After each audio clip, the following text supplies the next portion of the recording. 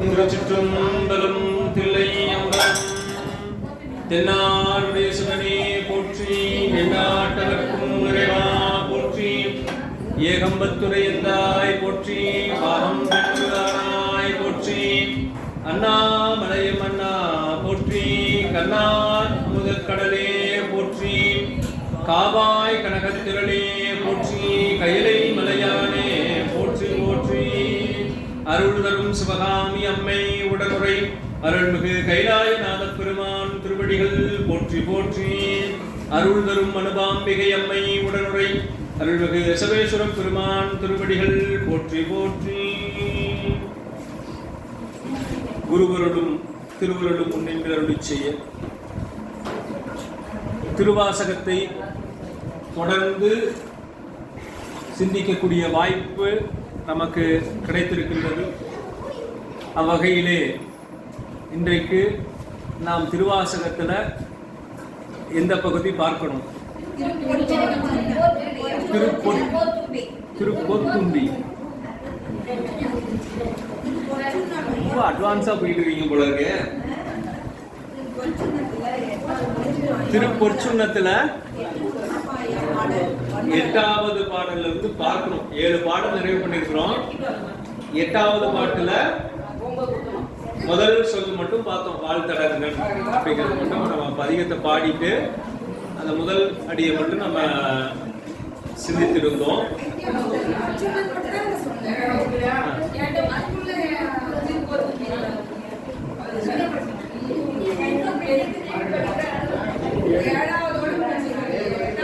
ஆமா, 8வது பாட்டுல இருந்து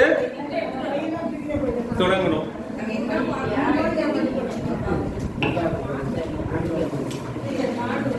வாழ்த்தடங்கன் மட மங்கை நல்லி பரிவரையாற்பவன் கொங்கை புங்க தோல் திரு முண்டம் தூதை நீலங்க சோத்தம்பீரான் என்று சொல்லி சொல்லி நான் கொண்ட நான் மன பாதம் காட்டி நாயிக்கடைப்பட்ட நம்மை இம்மை ஆட்கொண்ட வண்ணங்கள் பாடி பாடி ஆட பொச்சுன்னம் நீடிக்கும் நாமே. வாழ்த்தடங்கன் மட வங்கை நல்லீர். வால் போன்ற பெரிய தடம்னா பெரிய பெரிய கண்களை உடைய மடமங்கை நல்லீர்.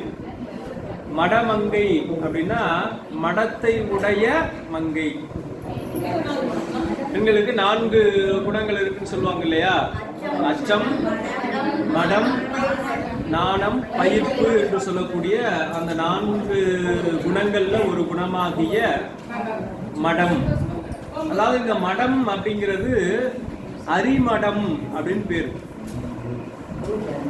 என்ன அரிமடம் அப்படின்னா ஏற்கனவே தெரியும், ஆனா தெரியாததை போல காட்டிக்கொள்ளணும். அந்த மாதிரி இருக்கிற இடத்துக்கு அரிமடம் அப்படின்னு பேரு. இப்ப நம்ம ஒரு இடத்துக்கு போறோம், நமக்கு ஏற்கனவே அது தெரியும், இருந்தாலும் நம்ம ஆசிரியர் சொல்லும் போது சரிங்கய்யா அப்படின்னு நம்ம வந்து அதை கேட்டுக்கணும். அதுதான் ஒரு நல்ல மாணவனுக்கு அழகு, அதுதான் ஒரு இலக்கணம். இப்ப ஏற்கனவே எனக்கு தெரியுங்க அப்படின்னு சொல்லி ஆசிரியரை எதிர்த்து நம்ம பேசக்கூடாது. அது போல ஒரு பெண் தனக்கு எல்லாம் தெரிஞ்சிருந்தாலும் தன்னுடைய கணவனிடத்துல அவன் சொல்லுகின்ற போது அப்படிங்களா சரிங்க அப்படின்னு சொல்லி அதை தெரியாததை போல கேட்டுக்கொள்ளக்கூடிய நிலையில இருக்கணும். அதாவது எத்தனை பெரிய அறிவாளியாக இருந்தாலும், எத்தனை பெரிய செல்வம் உடையவளாக இருந்தாலும் தன்னுடைய கணவனுக்கு கட்டுப்பட்டவளாக அவள் இருக்க வேண்டும் அப்படிங்கிறது நம்முடைய சமயம் நமக்கு சொல்லக்கூடிய ஒரு சிறந்த ஒரு உண்மை. ஏன் அப்படின்னு சொல்றாங்க அப்படின்னு நம்ம பார்த்தோம்னா, இந்த குடும்ப சூழல் அப்படிங்கிறது ஒரு பெண்ணால் நிர்வகிக்கப்படக்கூடிய ஒரு சூழல். ஆண் எத்தனைதான் வெளியில எத்தனையோ அலுவலகங்கள், எத்தனையோ பல நிர்வாகங்களை எல்லாம் கவனிச்சாலும் வீட்டை நிர்வகிக்கக்கூடிய பொறுப்பு என்பது பெண்ணுக்கு தான் உண்டு. சில இடங்கள்ல விதிவிலக்க ஆண்கள் பார்க்கலாம், ஆனா அது வந்து ரொம்ப குறைவு. அதனால வீட்டு நிர்வாகம் அப்படின்னா அது பெண்ணுடையது. அப்ப அவ என்ன செய்யணும்? அந்த வீட்டு நிர்வாகத்தை சீரும் சிறப்புமாக கவனிக்கக்கூடிய தலைவியாக இருக்கிறதுனால அவள் என்ன செய்கிறாள்? தான் தலைவி, நான் தான் பெரியாள் அப்படிங்கிற ஆணவம் வந்துச்சுன்னா அது என்ன ஆகுங்கிறது நமக்கே தெரியும். ஆணவத்தால நம்ம எப்பவுமே துன்பம் தான் கிடைக்கும். அதனால அவர் என்ன சொல்றாங்க? இந்த அரிமடம் அப்படிங்கிற சொல்லை வைத்து, இது பெண்ணடிமை இல்லை, அது வேற இது வேற, அந்த புரிதல் நமக்கு இருக்கணும்.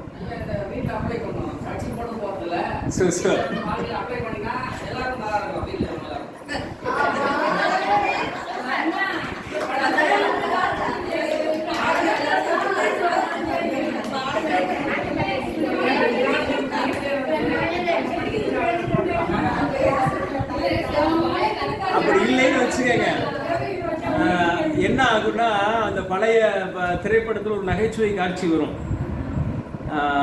தங்கவேலு முத்துலட்சுமி நடிச்சிருப்பாங்க. அந்த படம் பேர் அடி எனக்கு நினைவில்லை. வந்த உடனே பூரி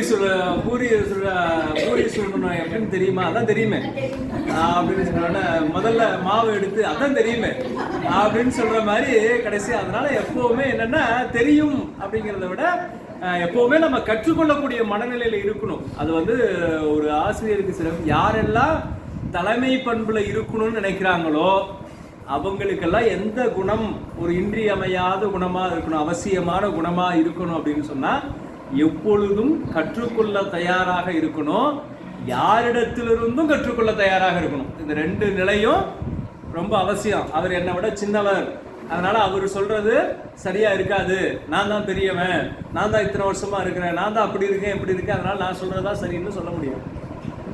இப்போ ஒரு முறை என்ன நடந்தது? ஒரு பெரிய கார் கம்பெனி அங்கே என்ன பண்ணுறாங்க, பெரிய ஒரு நல்ல விலை உயர்ந்த கார் நல்லா அற்புதமாக தயாரிச்சிட்டாங்க. தயாரித்த உடனே என்ன செய்கிறாங்க, அந்த காரை வெளியில் கொண்டு வரணும். அப்படி வெளியில் கொண்டு வரும்போது பார்த்தா கரெக்டாக அந்த வாசல் ஒரு 2 அடி முட்டுது காருக்கும் அதுக்கும். அப்போ என்ன செய்கிறாங்க, யோசித்து பார்க்குறாங்க என்ன பண்ணுறது, வெளியில் எடுத்துகிட்டு போயிடலாம், கீரல் அப்புறமேட்டு சரி பண்ணிக்கலாங்கிறாங்க. அது காரை உருவாக்குனவருக்கு ரொம்ப கஷ்டமாக இருக்குது. என்ன இவ்வளவு கஷ்டப்பட்டு உருவாக்குறாங்க, அது போய் கீரல் விழுந்து அதுக்கப்புறமேட்டு திரும்ப அது மேலே பெயிண்ட் அடிக்கிறது எனக்கு ஒன்றும் பிடிக்கல அப்படின்றாரு. அப்புறம் இல்லைன்னா செவரை இடிச்சிடலாம், இடிச்சுட்டு காரை வெளியில் கொண்டு வந்துட்டு திரும்ப கட்டலாம் அப்படின்னா முதலாளி ஏப்பா இந்த காரை வெளியில் கொண்டு வரதுக்காக யாராவது சிரத்தை அடிப்பாங்களா அப்படின்னு சொல்லி அவர் ஒரு பக்கம் யோசிக்கிறாரு. இப்போ எல்லாரும் ஒவ்வொருத்தரும் ஒவ்வொன்று பண்ணிட்டு இருக்கிறாங்க. அந்த நேரத்தில் அந்த மெக்கானிக் பையன் என்ன பண்ணுறா, எவ்வளவு இன்ச்சு குறையுது, 2 இன்ச். இதையா யோசிக்கிறீங்க, வண்டியில் இருக்கிற காற்றை பிடிங்க விடுங்க, கார் காற்று பிடிங்க விட்டா அந்த 2 இன்ச்சு இறங்கி வச்சு திரும்ப வந்துடுது அப்படின்னு சொல்லிட்டு வெளியில் கொண்டு வந்துடுறாங்க. அந்த மாதிரி யோசனைங்கிறது இப்போ ரொம்ப அறிவாளியாக இருக்கிறவங்களுக்கு தான் தெரியும் அப்படிங்கிறதெல்லாம் இல்லை. சாதாரணமாக இருக்கிறவர்களுக்கு சில யோசனை வரும். இப்படிதான் ஒரு முறை என்ன பண்ணுறாரு, ஒரு பெரிய பணக்காரர் அவரோட காரில் போயிட்டு இருக்கிறார். போன உடனே என்னாச்சு, ஒரு கார் சக்கரம் பஞ்சர் ஆயிடுச்சு, கழட்டி வச்சுட்டு திரும்ப ஸ்டெப்னி மாற்ற போகிறார். மாற்றும் போது கை நழுவி போய் சாக்கடைக்குள்ளே அந்த போல்ட்டெல்லாம் விழுந்துருச்சு. உடனே இவர் எப்படி போய் அதில் கை விட்டு எடுக்கிறதுன்னு சொல்லிட்டு அந்த பக்கமாக ஒரு பிச்சைக்கார மாதிரி ஒரு அழுக்கான ஆடையோட ஒருத்தன் வரான். வந்த உடனே என்ன சொல்கிறார், கேட்ட உடனே எப்போ நான் ஒரு 100 ரூபா தரேன், இந்த சாக்கடையிலேருந்து அந்த போல்ட்டெல்லாம் விழுந்துருச்சு எடுத்து கொடு அப்படின்னு கேட்குறாரு. அப்படி கேட்ட உடனே உங்களுக்கு என்ன பிரச்சனை அப்படின்னா, இல்லை இப்போ நான் ஸ்டெப்படி மாற்றினேன் அதெல்லாம் விழுந்துருச்சு அப்படின்னு சொல்லிட்டு, இல்லை எனக்கு சாக்கடையில் இறங்கி அதை எடுத்துறது பெருசு இல்லை, நான் வேணா உங்களுக்கு இன்னொரு யோசனை சொல்கிறேன். இந்த 3 வீல் இருக்குல்ல, 3 வீல்லையும் 4 போல்ட் இருக்குது. அந்த 3 வீல்லேருந்து ஒவ்வொரு போல்ட்டை உருவுங்க. உருவி இந்த 4வது வீலுக்கு 3 போல்ட்டு போட்டுட்டு நேராக மெக்கானிக் ஷாப் போய் மீதி 4 போல்ட்டை வாங்கி நான் ஒவ்வொன்றுலையும் ஒவ்வொன்றும் மாட்டிட்டு கிளம்புங்க.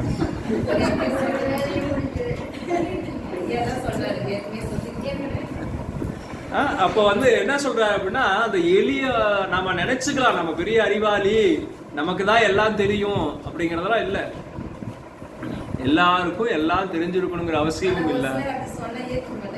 அதனால என்ன செய்யணும்னா, நாம அதுதான் அருள் துறையில நம்ம வந்ததுக்கு அப்புறமேட்டு நமக்கு ஆணவம் இருக்கக்கூடாது. அதனால அதை சொல்றார். அதை சொல்லி மடம் மங்கை நல்லீர் வரிவலை ஆர்ப்ப, கையில அணிந்திருக்கக்கூடிய வளையல்கள் எல்லாம் ஒளி எழுப்பும்படியாகவும் வன்கொங்கை பொங்க தோல் திரு முண்டம் துதைந்திலங்க, அங்க தோல்லையும் நெற்றியிலும் அணிந்திருக்கக்கூடிய திருநீர் அப்படியே ஒளி வீசும்படியாக இருந்து சோத்தம்பிரான் என்று சொல்லி எம்பெருமான் எம்பெருமானுக்கு வணக்கம் அப்படின்னு சொல்லி அந்த சோத்து அப்படின்னு சொல்றது போற்றி சொல்லக்கூடிய ஒரு நிகழ்வு. அதனால சோத்தம்பிரான் என்று சொல்லி நாள் கொண்ட நான்மலர் பாதம் காட்டி அன்றளர்ந்த பூக்களால இறைவனுக்கு அந்த அர்ச்சனையை செய்யணும். அதனால அன்று மலர்ந்த தேன் நிறைந்த மலர்களை கொண்டு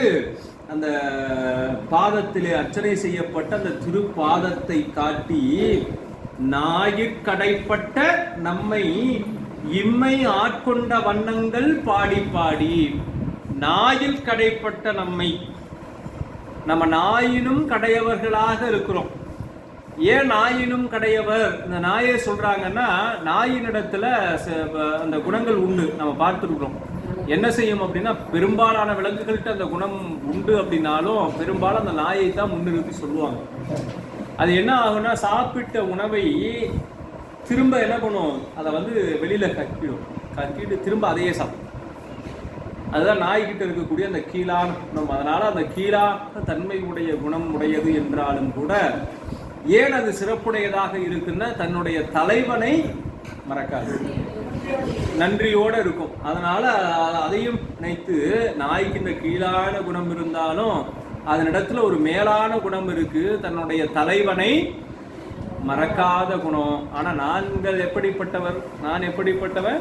என்னுடைய தலைவனாகிய சிவபெருமானை, இறைவனை மறந்துட்டு உலக இன்பங்கள்ல மூழ்கி கிடக்கின்றேனே என்று சொல்லி அதை நினைந்து ஞாயிற்கடைப்பட்ட நம்மை இம்மை ஆட்கொண்ட வண்ணங்கள் பாடி.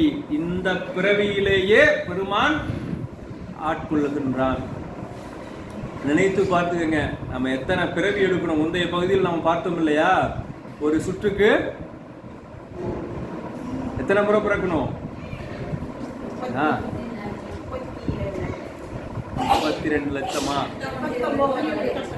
39 லட்சமா? 84 லட்சம் முறை பிறக்கணும். யோனி பேதம் ஒரு சுற்றுக்கு 84 லட்சம் யோனி பேதம்ங்கிறது மொத்தமா 84 லட்சம் இல்லமா? ஒரு சுற்றுக்கு 84 லட்சம். அந்த 84 லட்சம் பிறவியில இறைவனை பற்றி நின்று உயிர் முத்திக்கு போகலைன்னா திரும்ப மறுபடியும் அடுத்த சுத்து வரும். மறுபடியும் 84 லட்சம். அதுல வாய்ப்பு 70 லட்சத்திலையும் கிடைக்கலாம், 50 லட்சத்திலையும் கிடைக்கலாம். அல்லது சென்ற 84 லட்சத்துல பெருசா புண்ணியம் பண்ணியிருந்தா அடுத்த 1 லட்சம். ஆமா, அப்படியே போயிடலாம். ஆனால் அடுத்த சுற்று உண்டு. 84 லட்சம் முறை பிறந்து இறந்தும் இறைவனை அடையவில்லை என்று சொன்னால் மறுபடியும் அடுத்த சுற்றுக்கு திரும்ப வரணும். இது மாதிரி எத்தனை சுத்து போயிட்டு இருக்குன்னு நமக்கே தெரியாது. அப்ப என்ன செய்யணும் அப்படின்னா, அதனால இந்த பிறவியிலே வாய்த்தது நந்தமக்கு ஈதோர் பிறவி மதித்திடுமின். நமக்கு கிடைத்தற்கு அரிய பிறவி இது. ஏன்னா மானிடராய் பிறத்தல் அரிதுன்னு சொல்லியாது. அரிது மானிடராய் பிறத்தல் அரிது. அதனினும் கூன் குருடு செவிடு பேடு நீங்கி பிறத்தல் அரிது. பேடு நீங்கி பிறந்த காலையும் ஞானமும் கல்வியும் நயத்தல் அரிது. ஏன்னா கல்வி கூட கிடைச்சிருங்க, ஞானம் கிடைக்காது. அது என்ன, கல்வி கிடைத்திடும் ஞானம் கிடைக்காது அப்படின்னா, கல்வி என்பது வேறு, ஞானம் என்பது வேறு. கல்விங்கிறது அது என்ன அப்படின்னா, இன்னைக்கு நம்ம வரோம், புராண வகுப்புல உட்கார்ந்துருக்குறோம், பாடலுக்கு பொருள் சொல்றாங்க, வரலாறு சொல்றாங்க, இந்த சொல்லுக்கு இந்த பொருள் அப்படின்ற அறிவு கிடைக்கும். இங்க வகுப்புக்கு வந்தாலும் கிடைக்கும், வகுப்புக்கு வரலைனாலும் கிடைக்கும். அப்படியே இங்க வகுப்புக்கு வந்தவங்களுக்கும் அறிவு கிடைக்கும், அந்த கல்வி கிடைக்கும். வகுப்புக்கு வரலைனாலும் கல்வி எங்கேயாவது தேடி கற்றுக்கொள்ளலாம். ஆனால் ஞானம் அப்படிங்கிறது, ஞானத்தினுடைய அடையாளங்கள் எங்க கிடைக்கும் அப்படின்னு சொன்னா, அடியார்கள் இருக்கக்கூடிய அவையில இருக்கும்போதுதான் அந்த ஞானம் கிடைக்கும். இல்லைன்னா கிடைக்காது. இப்படி வந்தவங்க எல்லாம் ஞானம் அடைந்துட்டார்களா அப்படின்னா அது உறுதி கிடையாது. ஆனால் இங்க வந்தாதான் ஞானம் கிடைக்கும் அப்படிங்கிறது உறுதி. இப்போ பள்ளிக்கூடத்துக்கு எல்லாரும் போறோம், எல்லாரும் ஒரே வகுப்புல ஒரே முறையில் பாஸ் பண்ணிட்டாங்க. சில பேர் ரெண்டு வருஷம் படிச்சவங்க இருந்தாங்க. பாட்டு கூட பிஏ 5 வருஷம் படிச்சவரை வாங்க அப்படின்னு சொல்லி ஐஏஎஸ் வச்சு படிக்கிறோம். இப்போ நிறைய அந்த மாதிரி வந்துருச்சு. ஆனா அப்ப என்ன செய்யறோம் அப்படின்னா, அந்த கல்வி கிடைக்கும், ஞானம் கிடைக்குமா அப்படின்னு சொன்னா அதுக்கு நிறைய முயற்சியும் பயிற்சியும். சரி, கல்வினா எது, ஞானம்னா எது? அதுக்கு நமக்கு வேறுபாடு தெரியணும் இல்லையா? கல்வி அப்படின்னா இங்க சொல்லக்கூடிய பொருளை அப்படியே திரும்ப சொன்னோம்னா அது கல்வி. ஞானம் அப்படின்னா இங்கு கற்றதோடு ஆசிரியருடைய அனுபவத்தையும் தன்னுடைய அனுபவத்தையும் உணர்ந்து கொள்ளக்கூடியதற்கு ஞானம் பேர். ஆசிரியருடைய அனுபவம் வார்த்தையில வெளிப்படும், அந்த சொல்லுக்கு பொருள் மட்டும் சொல்றது இல்லை. அடுத்து அந்த ஆசிரியர் என்ன செய்வார், அவருடைய அனுபவத்தை சொல்வார். அந்த அனுபவம் அவருக்கு எப்படி கிடைத்ததுன்னா அவருடைய ஆசிரியரிடத்திலிருந்து கிடைத்தது. அவருடைய ஆசிரியருக்கு அந்த அனுபவம் எப்படி கிடைத்தது, அவருடைய ஆசிரியரிடத்திலிருந்து கிடைத்தது. நமக்கு அந்த திருக்கைலாய பரம்பரை அப்படின்னு சொல்றாங்க இல்லையா? எப்படி திருக்கைலாய பரம்பரை அப்படின்னு சொன்னா நந்தியம்பெருமான் இடத்துல இருந்து தொடங்கு.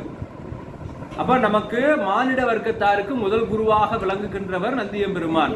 அங்கணன் கையிலை காக்கும் அகம்படி தொழின்மை பூண்டு நம் குரு மரபிற்கெல்லாம் முதற் குருநாதனாகி பங்கைய துறவம் நாரும் வேத்திர படை பொருத்த செங்கையம் பெருமான் நந்தி சீரடி கமலம் சென்னி.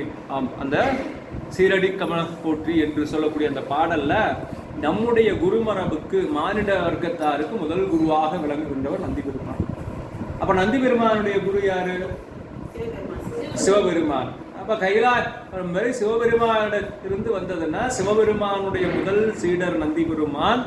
நந்தி பெருமானுடைய சீடர்கள் சனத்குமார், அப்புறம் சத்திய ஞானி தரிசனிகள், அப்புறம் அவரிடத்திலிருந்து மெய்கண்டார், மெய்கண்டாரிடத்தில் இருந்து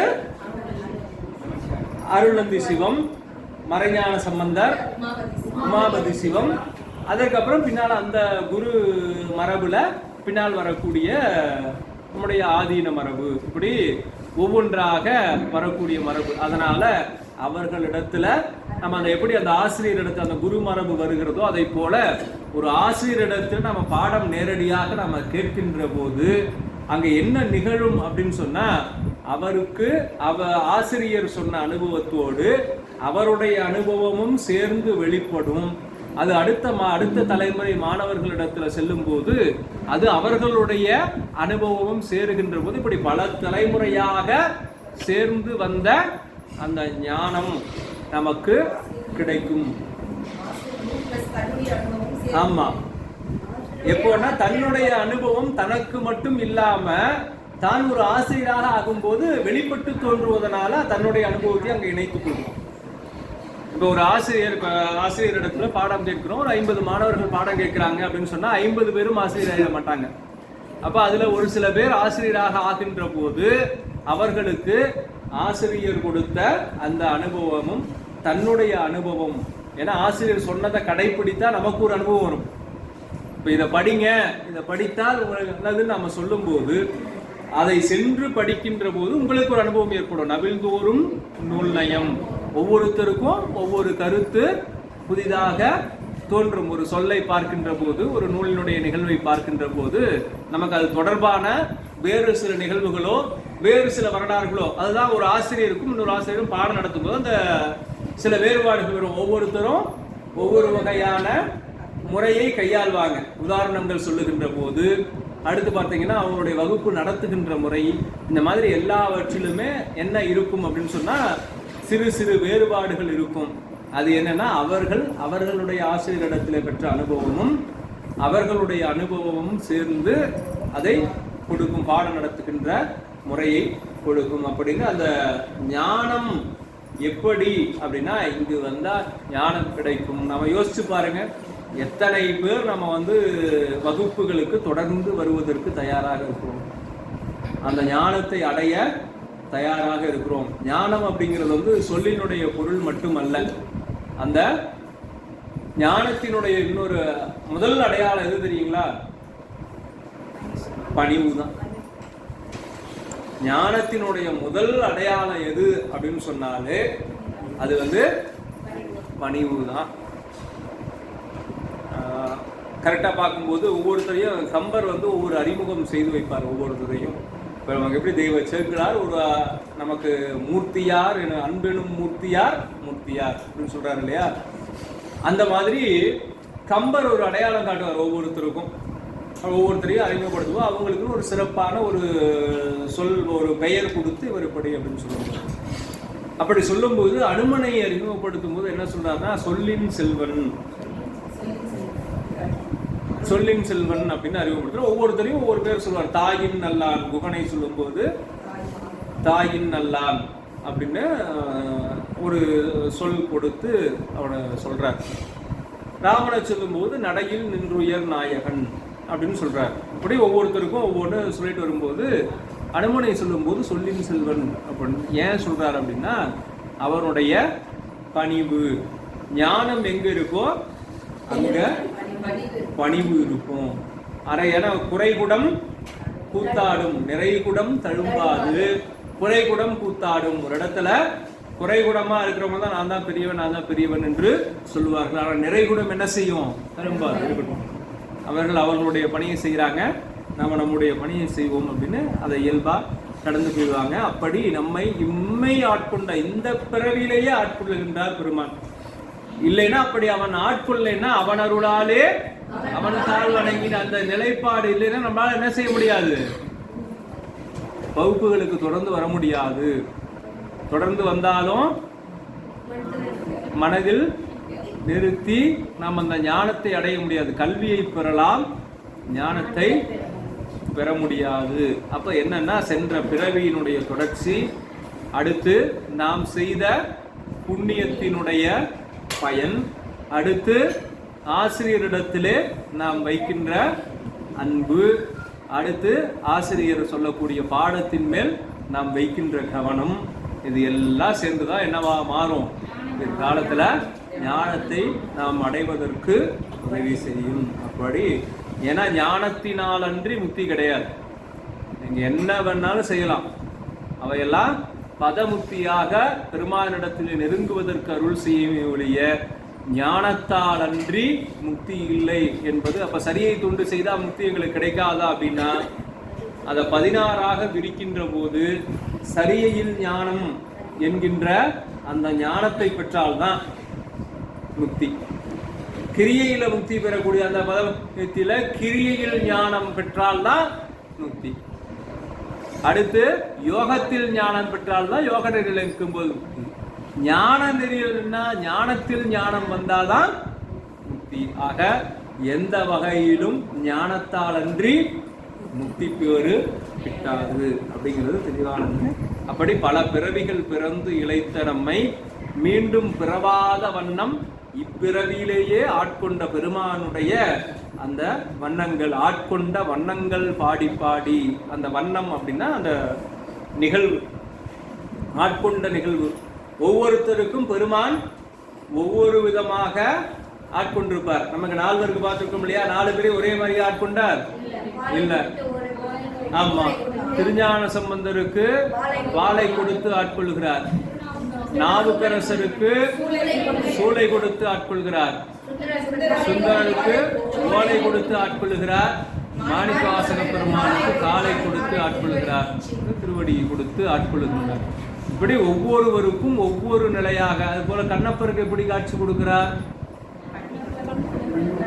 வந்த உடனே திருவேணியை பார்த்த உடனே அது மேல அன்பு பெருகுது. நமக்கு அப்படிலாம் பெருமானை பார்த்த உடனே அன்பு பெருகுதா அப்படின்னா, நம்மளை சுய பரிசோதனைக்கு ஆட்படுத்திக்கணும். அதே போல பாத்தீங்கன்னா பின்னால நிறைய வரலாறு, அந்த அடியார்களை எல்லாம் பார்த்தா எப்படி சிவமாக பார்த்தார்கள் நம்ம பார்க்கிறோம். திருநீலகண்டர் ஆகட்டும், இளையான்குடி நாயனார் ஆகட்டும், இயற்பகை நாயனார் ஆகட்டும், அடியாரை எப்படி பார்த்திருக்கிறார்கள். அப்படியா நாம் இன்னைக்கு அடியாரை பார்க்கிறோம்? இல்ல.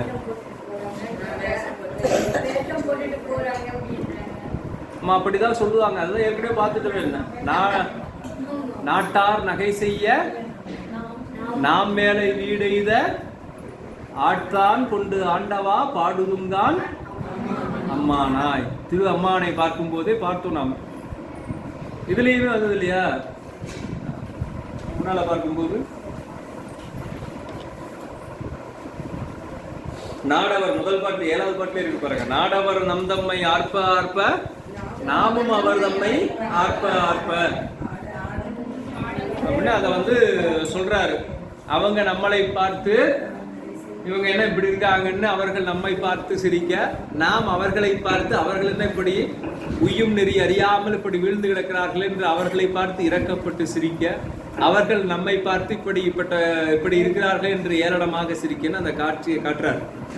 அப்படி உலகத்தில் இருக்கிறவங்க அப்படிதான் சொல்லுவாங்க. ஆனால் உயரிய ஞானத்தை அடைந்த பின்னால அந்த பேச்சு மறைந்து போகும். உயரிய ஞானத்தை நாம் அடைந்து விட்டோம் என்று சொல்லி அவர்கள் எப்போது உணர்ந்து கொள்ளுகிறார்களோ அப்பொழுது என்ன ஆகும்? இது போன்ற ஏளன பேச்சுக்கள் எல்லாம் நின்று போயிடும். அதனால அதை நம்ம பொருட்படுத்தக்கூடாது. அப்படி பொருட்படுத்தாமல் நாம இருந்தோம்னா தான் என்ன செய்ய முடியும்? ஞானத்தை பெற முடியும். ஏன்னா ஞானத்தை பெறுவதற்குரிய தடைகள் அப்படின்னு பார்த்தோம்னா முதல்ல இது மாதிரியான தயக்கங்கள், சுற்றி இருக்கிறவங்க என்ன சொல்லுவாங்க, என்ன பேசுறாங்க அப்படிங்கிறதுல இருக்கிறது தான் நாம் ஞானத்தை அடைவதற்குரிய முதல் தடையாக இருக்கும். அப்ப அந்த ஆட்கொண்ட வண்ணங்கள் பாடி பாடி ஆடப்பொற்சுண்ணம் இடிக்கும் நாமே.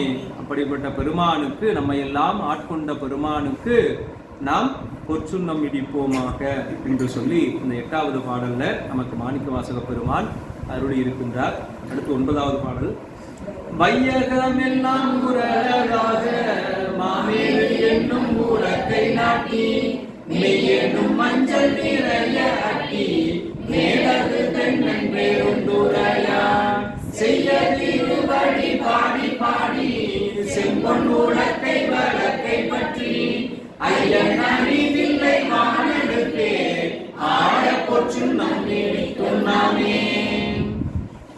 வையகமெல்லாம் உரளதாக, இந்த உலகமே ஒரு உரலாக இருக்க மாமேறு என்னும் உலக்கை நாட்டி, அந்த மேருமலை என்று சொல்லக்கூடிய அந்த மலையை ஒரு பெரிய உலக்கையாக ஆட்டி அதுல மெய்யெனும் மஞ்சள் நிறைய அட்டி.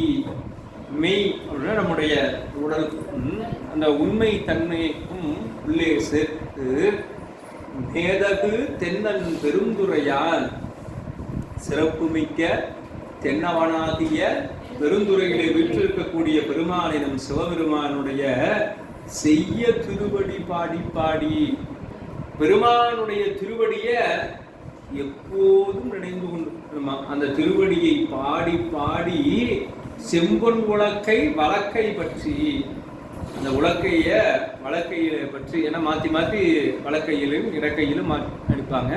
அதுல அந்த வழக்கையிலே பற்றி ஐயன் அணிதில்லை வாணனுக்கே, நமக்கெல்லாம் தலைவனாக இருக்கின்ற பெருமானும் தில்லையிலே வீற்றிருக்கக்கூடிய பெருமானுக்கு நாம் ஆடப்பொற்சுண்ணம் இடிக்கும் நாமே.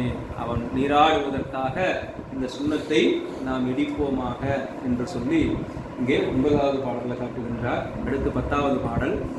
முத்தனி கொங்கைகள் ஆட ஆட மொய்குழல் வண்டினம் ஆட ஆட சித்தம் சிவனோடு ஆட ஆட செங்கயல் கண்மணி ஆட ஆட பித்தம் வீரானோடு ஆட ஆட பிறவி வீரரோடு ஆட ஆட அத்தன் கருணையோடு ஆட ஆட ஆடப்பொற்சுண்ணம் நீடிக்கும் நாமே. முத்தனி கொங்கைகள் ஆட ஆட மொய்குழல் வண்டினம் ஆட ஆட, அந்த முத்து அணிந்திருக்கக்கூடிய அணிகளினுடைய அந்த மக்கள் ஆடும்படியாகவும் மொய்குழல் வண்டினம் ஆட ஆட, கூந்தலில் அணிந்திருக்கக்கூடிய மலர்கள், அந்த மலர்கள்ல இருக்கக்கூடிய வண்டுகள், தேன் நிறைந்த அந்த மலரை உண்ணக்கூடிய, தேன் உண்ண வரக்கூடிய வண்டுகள் அங்கே அமர்ந்திருக்கின்றன. அந்த வண்டுகளும் ஆடும்படியாக நாம் பொற்சுண்ணம் இடிக்க வேண்டும் சொல்றார். சித்தம் சிவனோடு ஆட ஆட. நமக்கு என்ன செய்யணும்? சித்தம் எங்க இருக்கணும்? சிவன்பால் இருக்க வேண்டும். சித்தத்தை சிவன்பாலே வைத்தார்க்கும் அடியேன் சொல்றார். அப்ப சித்தத்தை யாரெல்லாம் சிவன்பால் வைத்திருக்க வேண்டும், எல்லோருமே சிவன்பால் வைத்திருக்க வேண்டும். செங்கையல் கண்பணி ஆட ஆட. அந்த கண்ணுல என்ன இருக்கணுமா? அப்படியே நீர் வந்து கோர்த்து கொண்டு இருக்கணுமா. அந்த பனி போன்ற துளி, அப்படியே கண்ணீர் துளி ஆட ஆட. அப்படி ஆடும்போது பெருமானுடைய பெரும் கருணையை நினைந்து பார்த்தா கண்ணுல கண்ணீர் தோன்றும். அப்படி தோன்ற வேண்டும். அதுதான் இறைவனுடைய பெரும் கருணையை நினைந்து தோன்றணும். செங்கையில் கண்பணி ஆட ஆட. அடுத்து சொல்றார், பித்து எம்பிரானோடும் ஆட ஆட. பித்து அப்படின்னு சொன்னா பைத்தியம். நமக்கு பித்துன்னு சொன்னோம்னா நமக்கு பைத்தியம் தான். ஆனா என்ன அப்படின்னா நம்மளுக்கு மற்ற எண்ணங்கள்ல மற்றதுல எல்லாம் கவனமே போகாது. என்ன ஒரே ஏதாவது ஒண்ணு நினைச்சிட்டு இருப்பான். நான் போன பிறவியில டாக்டர் அப்படின்னா இந்த பிறவியில அவனுக்கு எல்லாம் மறந்து போச்சுன்னா அவன் டாக்டர்னு நினைச்சிட்டு இருப்பான்.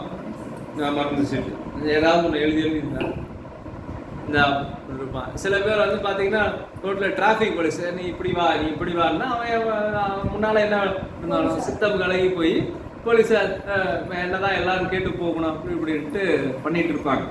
இன்னும் சில பேர் குச்சி எடுத்துட்டு போற வரணும்னா அவர் வாத்தியாரா இருந்திருப்பாரு.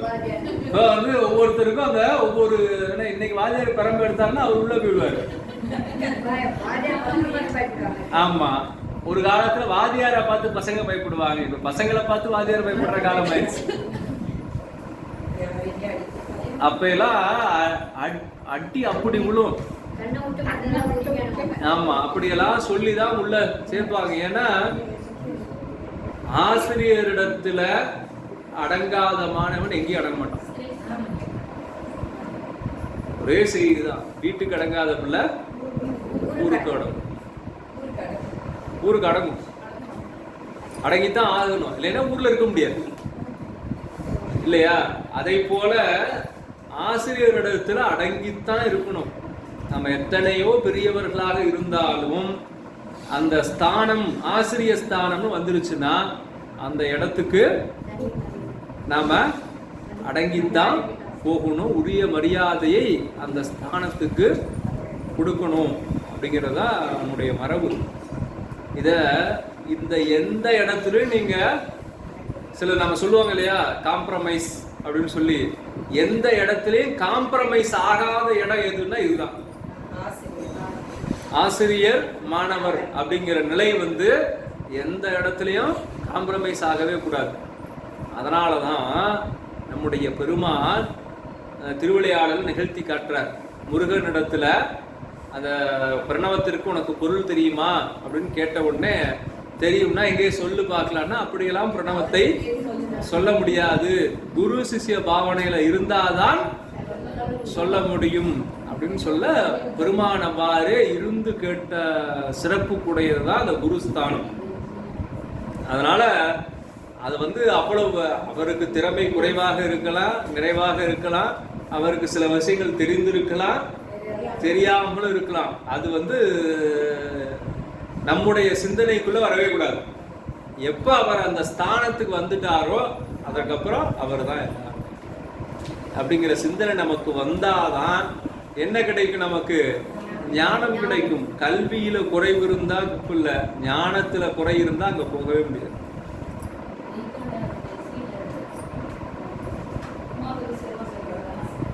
உமாபதி சிவம் வந்து அவர் வந்து தில்லைவாழல்ல ஒருத்தர், தில்லையில பூசைக்குரியவர், பூசை சிவபெருமானை பூசிக்கக்கூடிய, நடராஜ பெருமானை பூசிக்கக்கூடியவர்.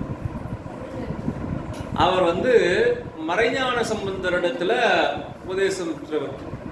எப்படி உபதேசம் பெறாருன்னா, அந்த காலத்துல சிலருக்கு சில அதிகாரம், இன்னைக்கு நம்ம சொல்ல நமக்கு புரியணும் அப்படின்னு சொன்னா, அரசு வாகனத்துல மேல சைரன் வச்சுட்டு போறதுக்கு சில பேருக்கு மட்டும்தான் அனுமதி, எல்லாருக்கும் கிடையாது. முன்ன நிறைய பேருக்கு இருந்தது, இப்பெல்லாம் கம்மி பண்ணிட்டாங்க.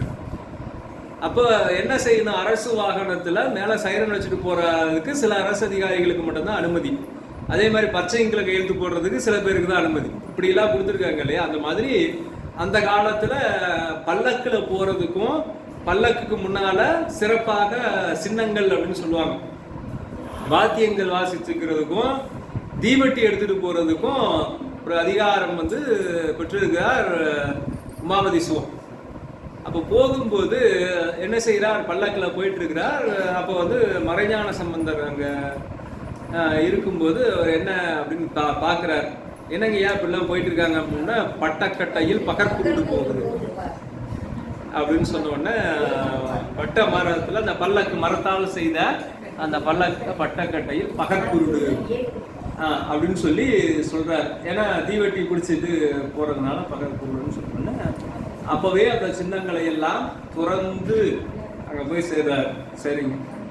அப்போ மறைஞான சம்பந்தம்னால வேற யாரும் இந்த மாதிரி பல்லக்குல போயிருக்க மாட்டாங்களா? போயிருப்பாங்க. அப்ப அவர் சொல்லியிருப்பார் இல்லையா? அப்பவும் என்ன சொல்லியிருப்பார்?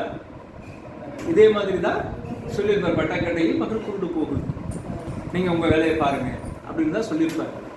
ஆனால் உமாபதி சிவத்திற்கு அந்த பக்குவம் இருந்ததனால என்ன செய்தார், அந்த வாசகத்தை கேட்டவுடனே பண்ணிட்டார். எப்படி பட்டினத்தார் அந்த வாசகத்தை கேட்டவுடனே காதற்ற ஊசியும் வாராதுதான் உன் கடைவெளிக்கு அப்படிங்கிற வாசகத்தை கேட்டவுடனே எல்லாத்தையும் விட்டுட்டு வந்துட்டாரோ, இப்ப இது எல்லாரும் தான் கேட்கிறோம். போக முடியுமா? போறோமா அப்படின்னா போகல. ஏன் அப்படின்னா இறைவன் சொல்லுகின்ற வாசகமும் குருநாதர் சொல்லுகின்ற வாசகமும் எல்லாரும் கேட்பாங்க. ஆனால் எந்த ஆன்மா பக்குவம் இருக்குதோ அந்த ஆன்மா தான் அதை பின்பற்ற தொடங்கும், அந்த நெறியில் நிற்கும். மற்றவர்கள் அதை அப்படியே சாதாரணமா கடந்து போயிடுவாங்க. அப்போ இதை எல்லாரும் அப்படியே கடந்து போயிட்டாங்க. ஆனால் பக்குவம் உள்ள உமாபதி சிவம் என்ன செய்கிறார், அதை கடைபிடிக்கிறார். இந்த வாசகத்தை சொன்ன உடனே ஞான நெறியில நின்று அவரை ஞான குருவாக கொண்டு அவரிடத்துல நாடான் கேட்டு பின்னால் அவருக்கு என்ன தகுதி கிடைக்குதுங்க. நீங்க ஒவ்வொருத்தருடைய குரு பக்தியும் நல்லா யோசிச்சு பாருங்க. குரு பக்தி உடையவர்களுடைய உயரத்தை குரு பக்தி இல்லாதவர்கள் என்னைக்கு அடைய முடியாது. 2 பேருக்கு முக்தி கொடுத்திருக்காரு உமாபதி சிவம். ஆமா, விழுச்செடிக்கும் பெற்றான் சாம்பன் அப்படின்னு சொல்லக்கூடிய அந்த விறகு வெட்டிக்கும் 2 பேருக்கும் முக்தி கொடுத்திருக்கிறார். முக்திக்கு சிபாரிசு யார் பண்ணிருக்கா? சிவபெருமானே பண்ணிருக்கார். பெற்றான் சாம்பனுக்கு முக்தி கொடுக்க முறை அப்படின்னு சொல்லி ஒரு ஓலை எழுதி சிவபெருமான் உமாபதி சிவத்திட்ட கொடுத்து அனுப்பியிருக்கார். அவர்கிட்ட போய் நீ முக்தி வாங்கிக்கோன்னு சொல்லி விறகு வெட்டிட்ட உமாபதி சிவத்துக்கு சிவபெருமானே கடிதம் எழுதக்கூடிய அளவிற்கு முக்தி கொடுக்கக்கூடிய தகுதியும், சிவபெருமானிடத்திலே இருந்து கடிதம் வரக்கூடிய அளவிற்குரிய தகுதியும் அவருக்கு எதனால் கிடைத்தது அப்படின்னு சொன்னா, அவர் குரு பக்தியில நின்றதுதான். அதை நினைவுல வைத்துக் கொள்ளணும். அதை சொல்லி இங்க சொல்ற, பித்து எம்பிரானோடும் ஆட ஆட.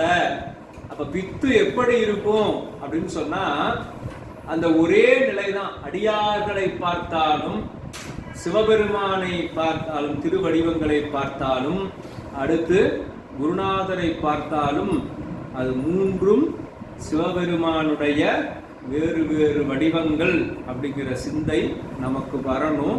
அந்த சிந்தையின் காரணமாக என்ன வரணும்? பணிவு வரணும். அப்படி வந்தாதான் நாம உய்வு பெற முடியும் அப்படின்னு சொல்லி அங்க பித்து எம்பிரானோடு ஆடாட. பித்துன்னா ஒரே நிலைதான். அந்த உலகத்துல வேற எந்த சிந்தனையும் இல்லாம, எப்படி ஒருத்தர் டாக்டர் அப்படின்னு நினைச்சிட்டு இருக்கிறானோ, நான் டிராபிக் போலீஸ் நினைச்சிட்டு நிக்கிறானோ, எப்படி நான் வாத்தியார் நினைச்சிட்டு தடி நிக்கிறானோ, அப்படி அந்த நிலை அவனுக்கு வேற எதுவும் தெரியாது, வேற எந்த உணர்வும் இருக்காது. திடீர்னு உடம்பு வச்சா எங்கேயாவது என்ன கிடைக்குதோ சாப்பிட்டு அவன் திரும்ப அதே நிலையில தான் இருப்பான். அப்படி பித்து எம்பிரானோடும் ஆட ஆட. அப்ப இந்த மனம் எப்படி பித்து மாதிரி இருக்கணுமா, சிவபெருமானை நோக்கியே இருந்து ஆடணுமா. அப்படி ஆடினால் என்ன வராது, நமக்கு பிறவி வராது. மற்றவர்களுக்கு என்ன வரும், பிறவி வரும். பிறவி பிறரோடும் ஆட ஆட. இப்ப இந்த சிவநெறிக்கு வராதவர்களுக்கு என்ன நடக்கும் அப்படின்னா, பிறவி தொடர்ந்து வந்து கொண்டே இருக்கும். பிறவி பிறரோடும் ஆட ஆட அத்தன் கருணையோடு ஆட ஆட. சிவபெருமான் எப்படி கருணையோட ஆனந்த கூத்தப்பிரானாக ஆடிக்கொண்டிருக்கக்கூடிய அந்த பெருமானுக்கு ஆடப்பொற்சுண்ணம் இடித்தும் நாமே. அவர் பெருமான் ஆடுவதற்காக நாம் இந்த திருப்பொற்சுண்ணத்தை இடிப்போமாக என்று சொல்லி இந்த 10வது பாடல்ல நமக்கு மாணிக்கவாசக பெருமான் அருளி இருக்கின்றார். அடுத்து 11வது பாடல்.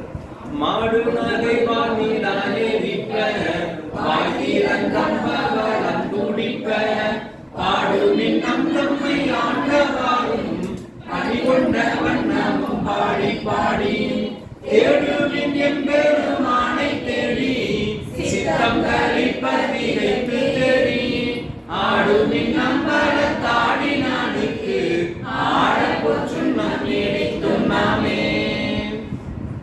மாடு நகை பால் நிலா எரிப்ப, நிலவை போன்ற வெண்ணிறமாகிய அந்த புன்முறுவல், அந்த புன்சிரிப்பு இருக்க, வாய் திறந்து அம்பவளம் துடிப்ப, பவளம் போன்று இருக்கக்கூடிய அந்த சிவந்த உதடுகள் துடிக்கும்படியாக பாடுமின் நம் தம்மை ஆண்டவாறும், பெருமானை பாடுங்கள், அவன் எப்படி நம்மை ஆட்கொண்டான் என்கின்ற அதை பாடி பணிகொண்ட வண்ணமும் பாடி பாடி. இப்ப பெருமான் ஆட்கொள்வது ஒரு வகை, பணிகொள்ளுதல் அப்படிங்கிறது ஒண்ணு. ஆட்கொள்ளுதல் அப்படின்னா தான் இருக்கின்றேன் என்பதை உணர்த்தி தன்னை வணங்க செய்வது என்னது, ஆட்கொள்ளல். பணிகொண்ட வண்ணம் அப்படின்னு சொன்னா ஏதாவது ஒரு பணியை எடுத்துக்கொண்டு அதை தவறாது செய்யக்கூடிய நிலைக்கு கொண்டு வருவத பணிகொண்ட வண்ணம் அப்படின்னு சொல்றாரு. அப்படி என்ன பணி, ஒவ்வொருத்தரும் நம்ம பார்த்தோம் இல்லையா, 63 வரலாற்றுல ஒவ்வொருத்தரும் ஒவ்வொரு பணி செய்தார்கள். திருநீலகண்டர் என்ன பணி செய்தார்,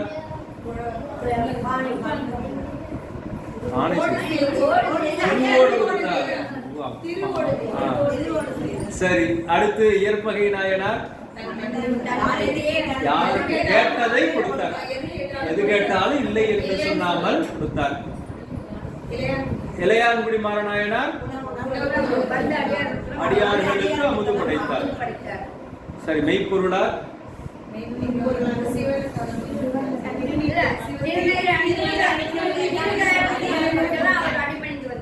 திருவையாளருக்காக. அடுத்து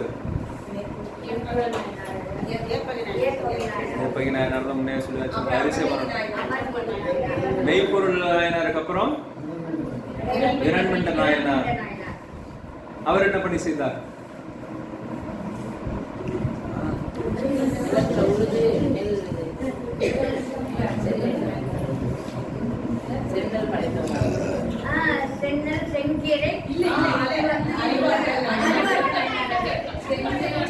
பதினஞ்சு பேர் புராணம் பார்த்ததுக்கு இத்தனை குழப்பம். இன்னும் அது மாதிரி 4 மடங்கு இருக்குது. 63 பேரு, 5 நாங்க 60, இன்னும் 4 மடங்கு இருக்கு. ஒரு 15க்கே இந்த குழப்பம்னா, அதான் கொஞ்ச நாள் கழிச்சு வகுப்புல வந்து பார்த்துட்டு யாரும் புதுசா இங்க உட்காந்துருக்கீங்க, இங்க பார்த்த மாதிரி இருக்கு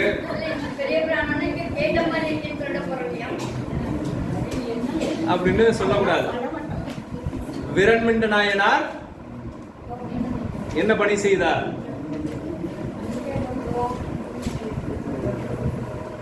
அமர்நீதி நாயனார் என்ன பணி செய்தார், கோவணம் கொடுத்தார். சரி. எரிபத்த நாயனார்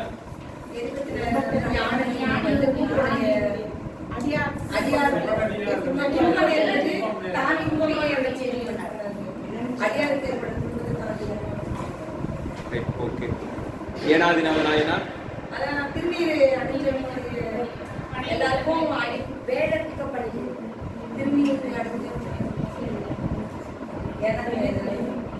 திருநீர்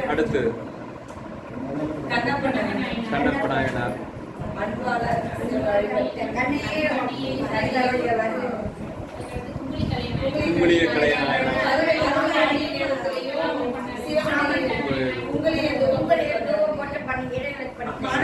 நாயனார்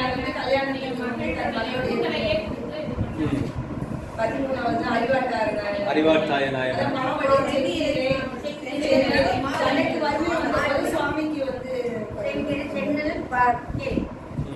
உணவு படைத்து வந்தார். அப்புறம்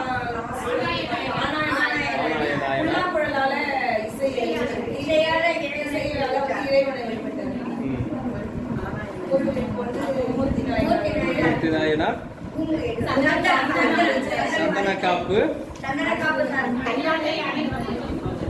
கையால் எலும்பு தேடி சந்தன இறைவனுக்கு பணி செய்து வந்தார்.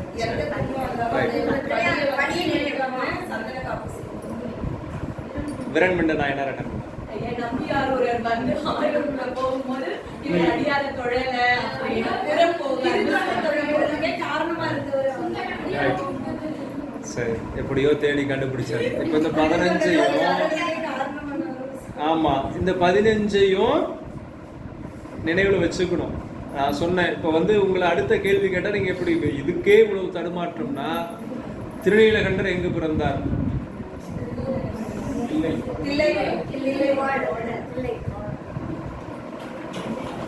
இயற்பகை நாயனார் எந்த ஊர்ல பிறந்தார்? அதெல்லாம் அடுத்தடுத்து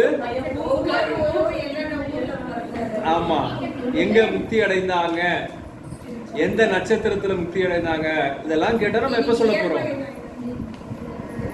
இயற்பகை நாயனார்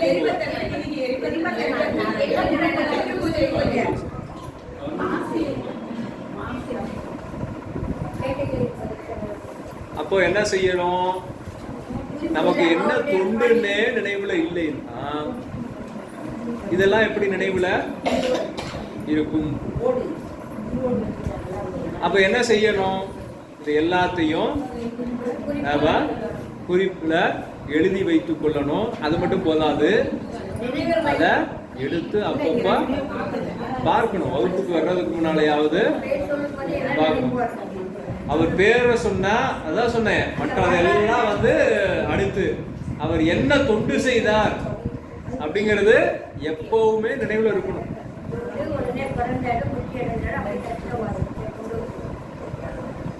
சரி, அப்ப பணி கொண்ட வண்ணம் அப்படின்னா என்ன பணியை செய்ய சொல்லி இறைவன் பணித்திருக்கின்றானோ அந்த பணியை இடையறாது செய்யக்கூடிய அந்த வண்ணம். பணி கொண்ட வண்ணமும் பாடி பாடி தேடுமின் எம்பெருமானை தேடி.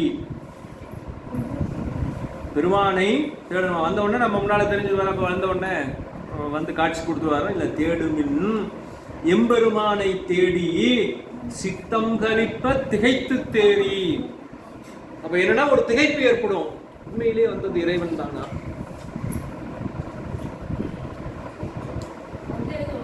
வந்தது இறைவன் தானா? ஒரு சந்தேகம் வரும் இல்லையா?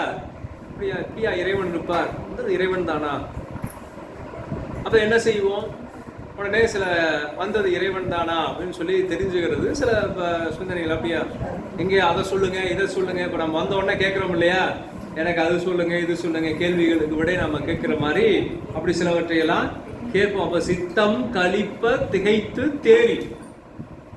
அப்ப என்ன ஆகும்? முதல்ல வந்தது இறைவன் தானோ, சித்தம் கலிக்க ஆரம்பிக்கும். அப்புறம் ஒருவேளை வந்தது இறைவன் தானோ அப்படின்னு ஒரு நிமிடம் திகைக்கும்.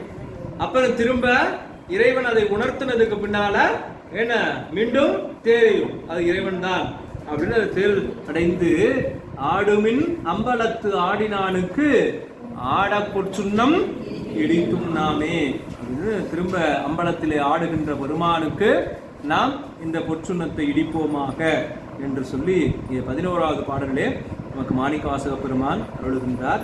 அடுத்து 12வது பாடல்.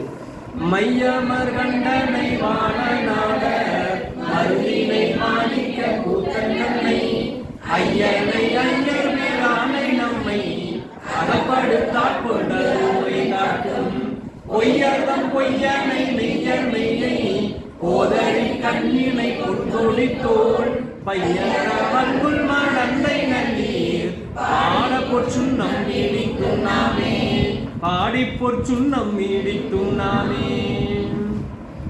மையமர் கண்டனை. மையமர் கண்டம் அப்படின்னா பெருமானுக்கு அந்த நீலகண்டம், மைனா நீலம், அந்த கருவிய நிறத்துல அந்த கரிய கண்டம், நீலகண்டம் அப்படின்லாம் நம்ம அந்த கண்டத்தை சிறப்பித்து பாடுறாங்க. ஏன் அந்த கண்டத்தை சிறப்பித்து பாடணும் அப்படின்னா, அது இறைவன் உயிர்கள் பொருட்டு செய்த கருணை. என்ன அந்த கருணை? ஆலகால விஷத்தை அருந்திய கருணை. சரிங்க, அவர் அருந்திட்டார், என்ன செய்வோம்? நம்ம பார்க்குறோம் இல்லையா, எத்தனை தான் சொன்னாலும் மறந்துடுறோம். அது மாதிரி பெருமான் ஆலகால விஷத்தை உண்டதை என்ன பண்ணிடுவாங்க? மறந்துடுவோம்.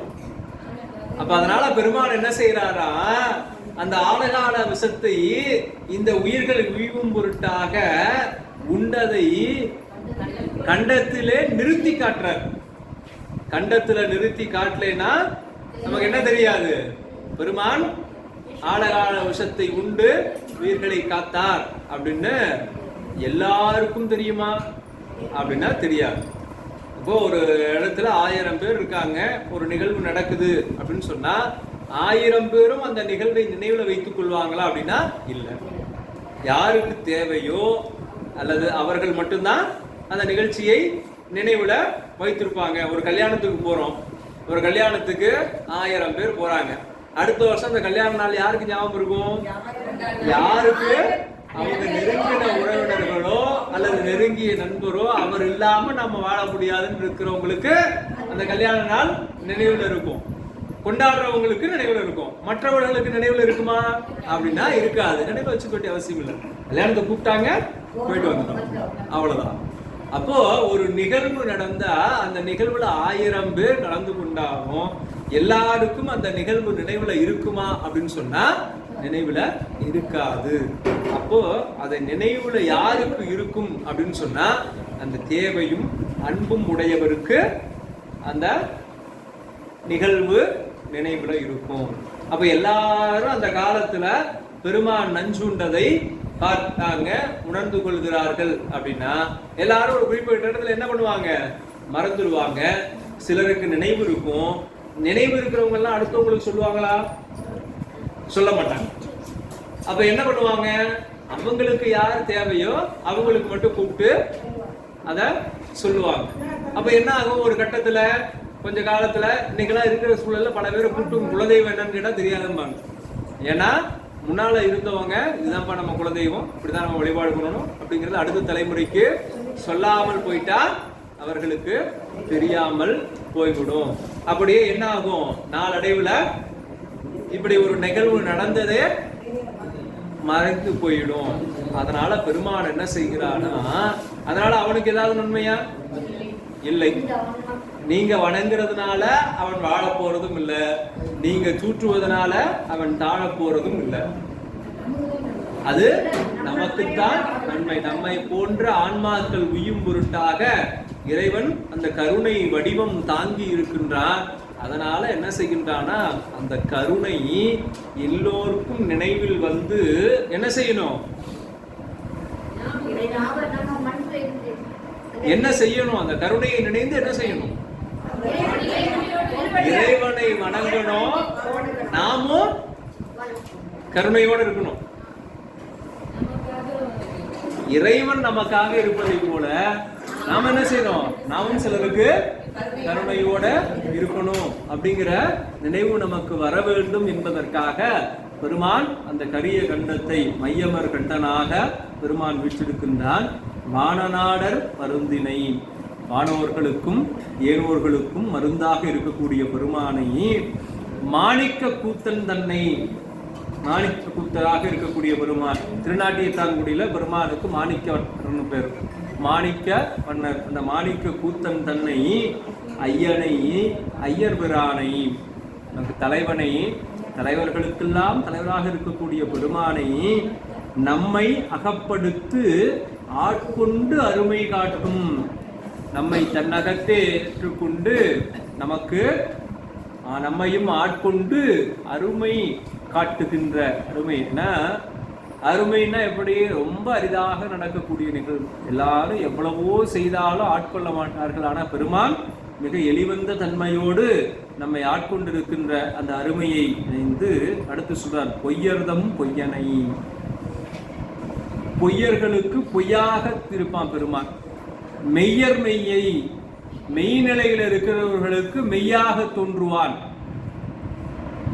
அது என்ன? பொய் நிலையில் இருக்கிறவங்களுக்கு, பொய் நிலையில் இருக்கிறவங்க எதை விரும்புவார்கள்? செல்வத்தை, புகழ்ச்சியை, பொன்பொருளை எல்லாம் விரும்புவார்கள். அவர்களுக்கு தான் இருப்பது போல காட்டி, எப்படி இந்த என்ன சொல்றது, காணல் நீர் அப்படின்னு சொல்லுவாங்க இல்லையா, இருக்கிற மாதிரி தெரியும், தண்ணி இருக்கிற மாதிரி தெரியும். தார் ரோட்ல பார்த்தோம்னா கொஞ்சம் தூரத்தில் தண்ணி இருக்கிற மாதிரி தெரியும். ஆனால் அங்கேருந்து அங்கே போய் பார்த்தோம்னா தண்ணி இருக்காது, அதை விட கொஞ்சம் தூரம் தண்ணி இருக்கிற மாதிரி தெரியும். அப்படி இறைவன் இருப்பது போல காட்டி அவர்களுக்கு என்ன தேவை? செல்வம். அதை தேடி அவர்களுக்கு கொடுத்துட்டே இருப்பார். உலக இன்பங்களை எல்லாம் கொடுத்து வைத்திருப்பார். ஆனா மெய்யர் மெய்யை, மெய்யான நிலையில இறைவனை வணங்குபவர்களுக்கு என்ன செய்வார் பெருமான்னா? ஞான நிலையை கொடுத்து மீண்டும் பிறவா நெறியை அருள்வான். மெய்யர் மெய்யை போதறி கண்ணினை பொன் தொடித்தோல் பையர வல்குல் மடந்தை நல்லீர்.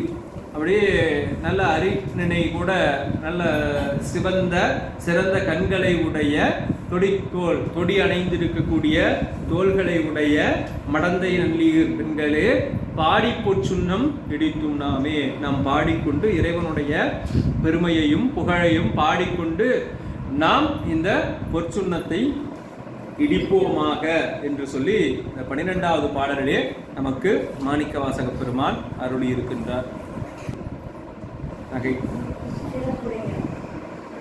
மின்னிடை செந்தூவர் வாய்க்கருங்கண் வெண்ணகை பண்ணமார் வெண்மொழியீர் என்னுடைய எங்கள் அப்பன் எம்பெருமான் இமவான் மகற்கு தன்னுடைய மகன் தகப்பன் தமையன் எம்மையன் தாழல் வாடி பொன்னுடை பூன்முனை மங்கை நம்பி பொன்திரு சுண்ணம் நீடித்தும் நாமே. மின்னிடை செந்துவர்வாய் கருங்கன் வெண்ணகை பன்னமர் மென்மொழியீர் சொல்றார். மின்னல் போன்ற இடை, சிவந்த இடுகள், கரிய கண், வெண்மையான புன்சிரிப்பு, இதில் எல்லாம் அந்த இடை மின்னல் போல இருக்கணும். வாய் வந்து இந்த உதடுகள் சிவந்து இருக்கணும். அடுத்து கண் கரிய நிறத்தில் இருக்கணும்.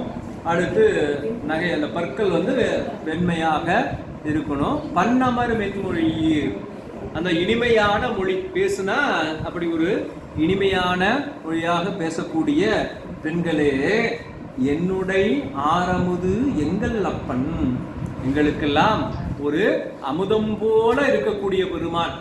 என்னார் அமுது, என்னுடைய ஆரமுது எங்கள் அப்பன், எங்களுக்கெல்லாம் உடையாக இருக்கக்கூடிய பெருமான், எம்பெருமான், எங்களுக்கு தலைவனாக இருக்கக்கூடிய பெருமான்.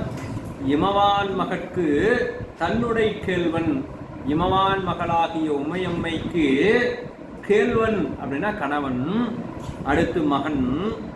மகன்னா எப்படி முருகப்பெருமானாக தோன்றுகின்ற போது பெருமான் உமையம்மைக்கு மகனாக இருக்கிறார். ஏன்னா தானே தன் ஆடலால் மதலையாயினான் அப்படின்னு லட்சியப்ப சிவாச்சாரியார் சொல்லுகின்றார். அது பெருமான் திருவிளையாடல்ல என்ன செய்கிறாராம், தானே ஒரு குழந்தையாக தோன்றி மகனாக இவருக்கு தோன்றுகின்றார். சிவபெருமான் வேறு, முருகப்பெருமான் வேறு அல்ல என்கின்ற அந்த காட்சியை காட்டுறார்.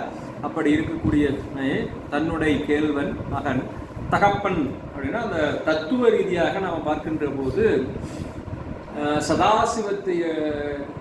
சதாசிவ பெருமான் இருக்கின்ற போது அதுக்கு அடுத்து பின்னால அவரே ருத்திரனாக வருவார். பெருமானே ருத்திரனாக வருகின்ற போது என்ன ஆகும் அப்படின்னா, இந்த ருத்திரனுடைய பிரியாக இருக்கக்கூடிய அந்த உமையம்மைக்கு தகப்பனாக இறைவன். ஏன்னா சிவ தத்துவத்திலிருந்து தான் என்ன தோன்றுது, சக்தி தத்துவம் தோன்றுது இல்லையா. சிவ தத்துவத்திலிருந்து சக்தி தத்துவம் தோன்றுகின்ற போது நமக்கு தோற்றத்துக்குரியவர் யாரு, தந்தை. அதனால உமையம்மைக்கு தந்தையாகவும் அவன் இருக்கிறான். தமையன் எம்மையன், அவனே தமையனாக ஒரு முன் தோன்றியவனாகவும் இருக்கின்றன தத்துவ காட்சி நம்ம பார்த்தோம்னா தெரியும். அந்த திருமேனிகளில் வரக்கூடிய தத்துவங்களை முதல்ல சதாசிவம், அப்புறம் அதுக்கு அடுத்து பிரம்மன் பிரம்மி, அடுத்து திரும்ப திருமா ஆக, அடுத்து ருத்திரனாக, இப்படி ஒவ்வொன்று நிலையாக வர வர அதற்குரிய அந்த பெண்பால் சக்தியாகவும் அப்படி வரக்கூடிய காட்சியில் பார்க்கும்போது இந்த நிகழ்வுகளை எல்லாம் நம்ம பார்க்கலாம்.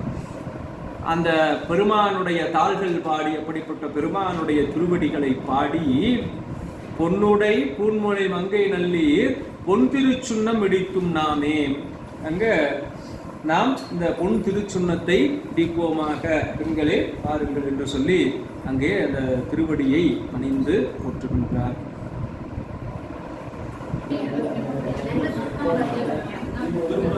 அடுத்து 14வது பாடல். சங்கமரற்ற சீலம்பொழிப்ப கால்கூழல் சூழ்தரும் மாலையாட செங்கனி வாயிலும் துடிப்ப சேயிலையே சிவலோகம் பாடி கங்கை இறைப்ப கற்றை சடை முடியான் கழக்கே பொங்கிய காதலி பொங்கை பொங்க பொன்திரு சுண்ணம் இடிக்கும் நாமே. சங்கம் அரற்ற சங்கு தங்க சிலம்பு ஒலிப்ப, சிலம்புகள் எல்லாம் ஒலிக்கும்படியாக தாழ்வுழல் சூழ்தரும் மாலையாட. சங்கு ஒளி மங்கள ஒளி. அதை நம்ம என்ன நினைச்சுக்கிறோம், நீங்க அதை ஏதோ ஒரு அமங்கலம் அப்படின்னு நம்ம நினைச்சுக்கிறோம்.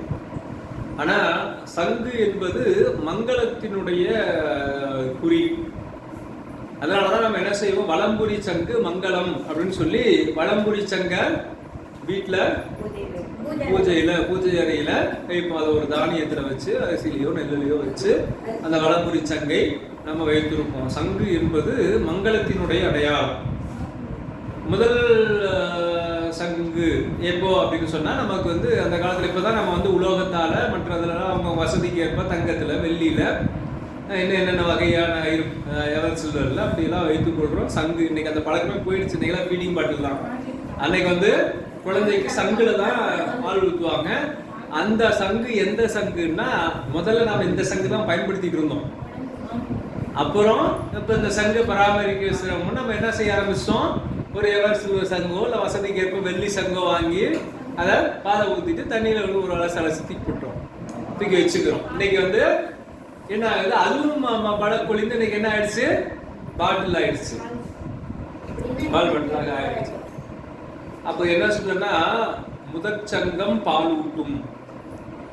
அப்ப என்ன செய்யும், ஒரு குழந்தை பிறந்த உடனே அதுக்கு மங்கள பொருளா முதல்ல சங்குல பால் ஊட்டுவாங்க.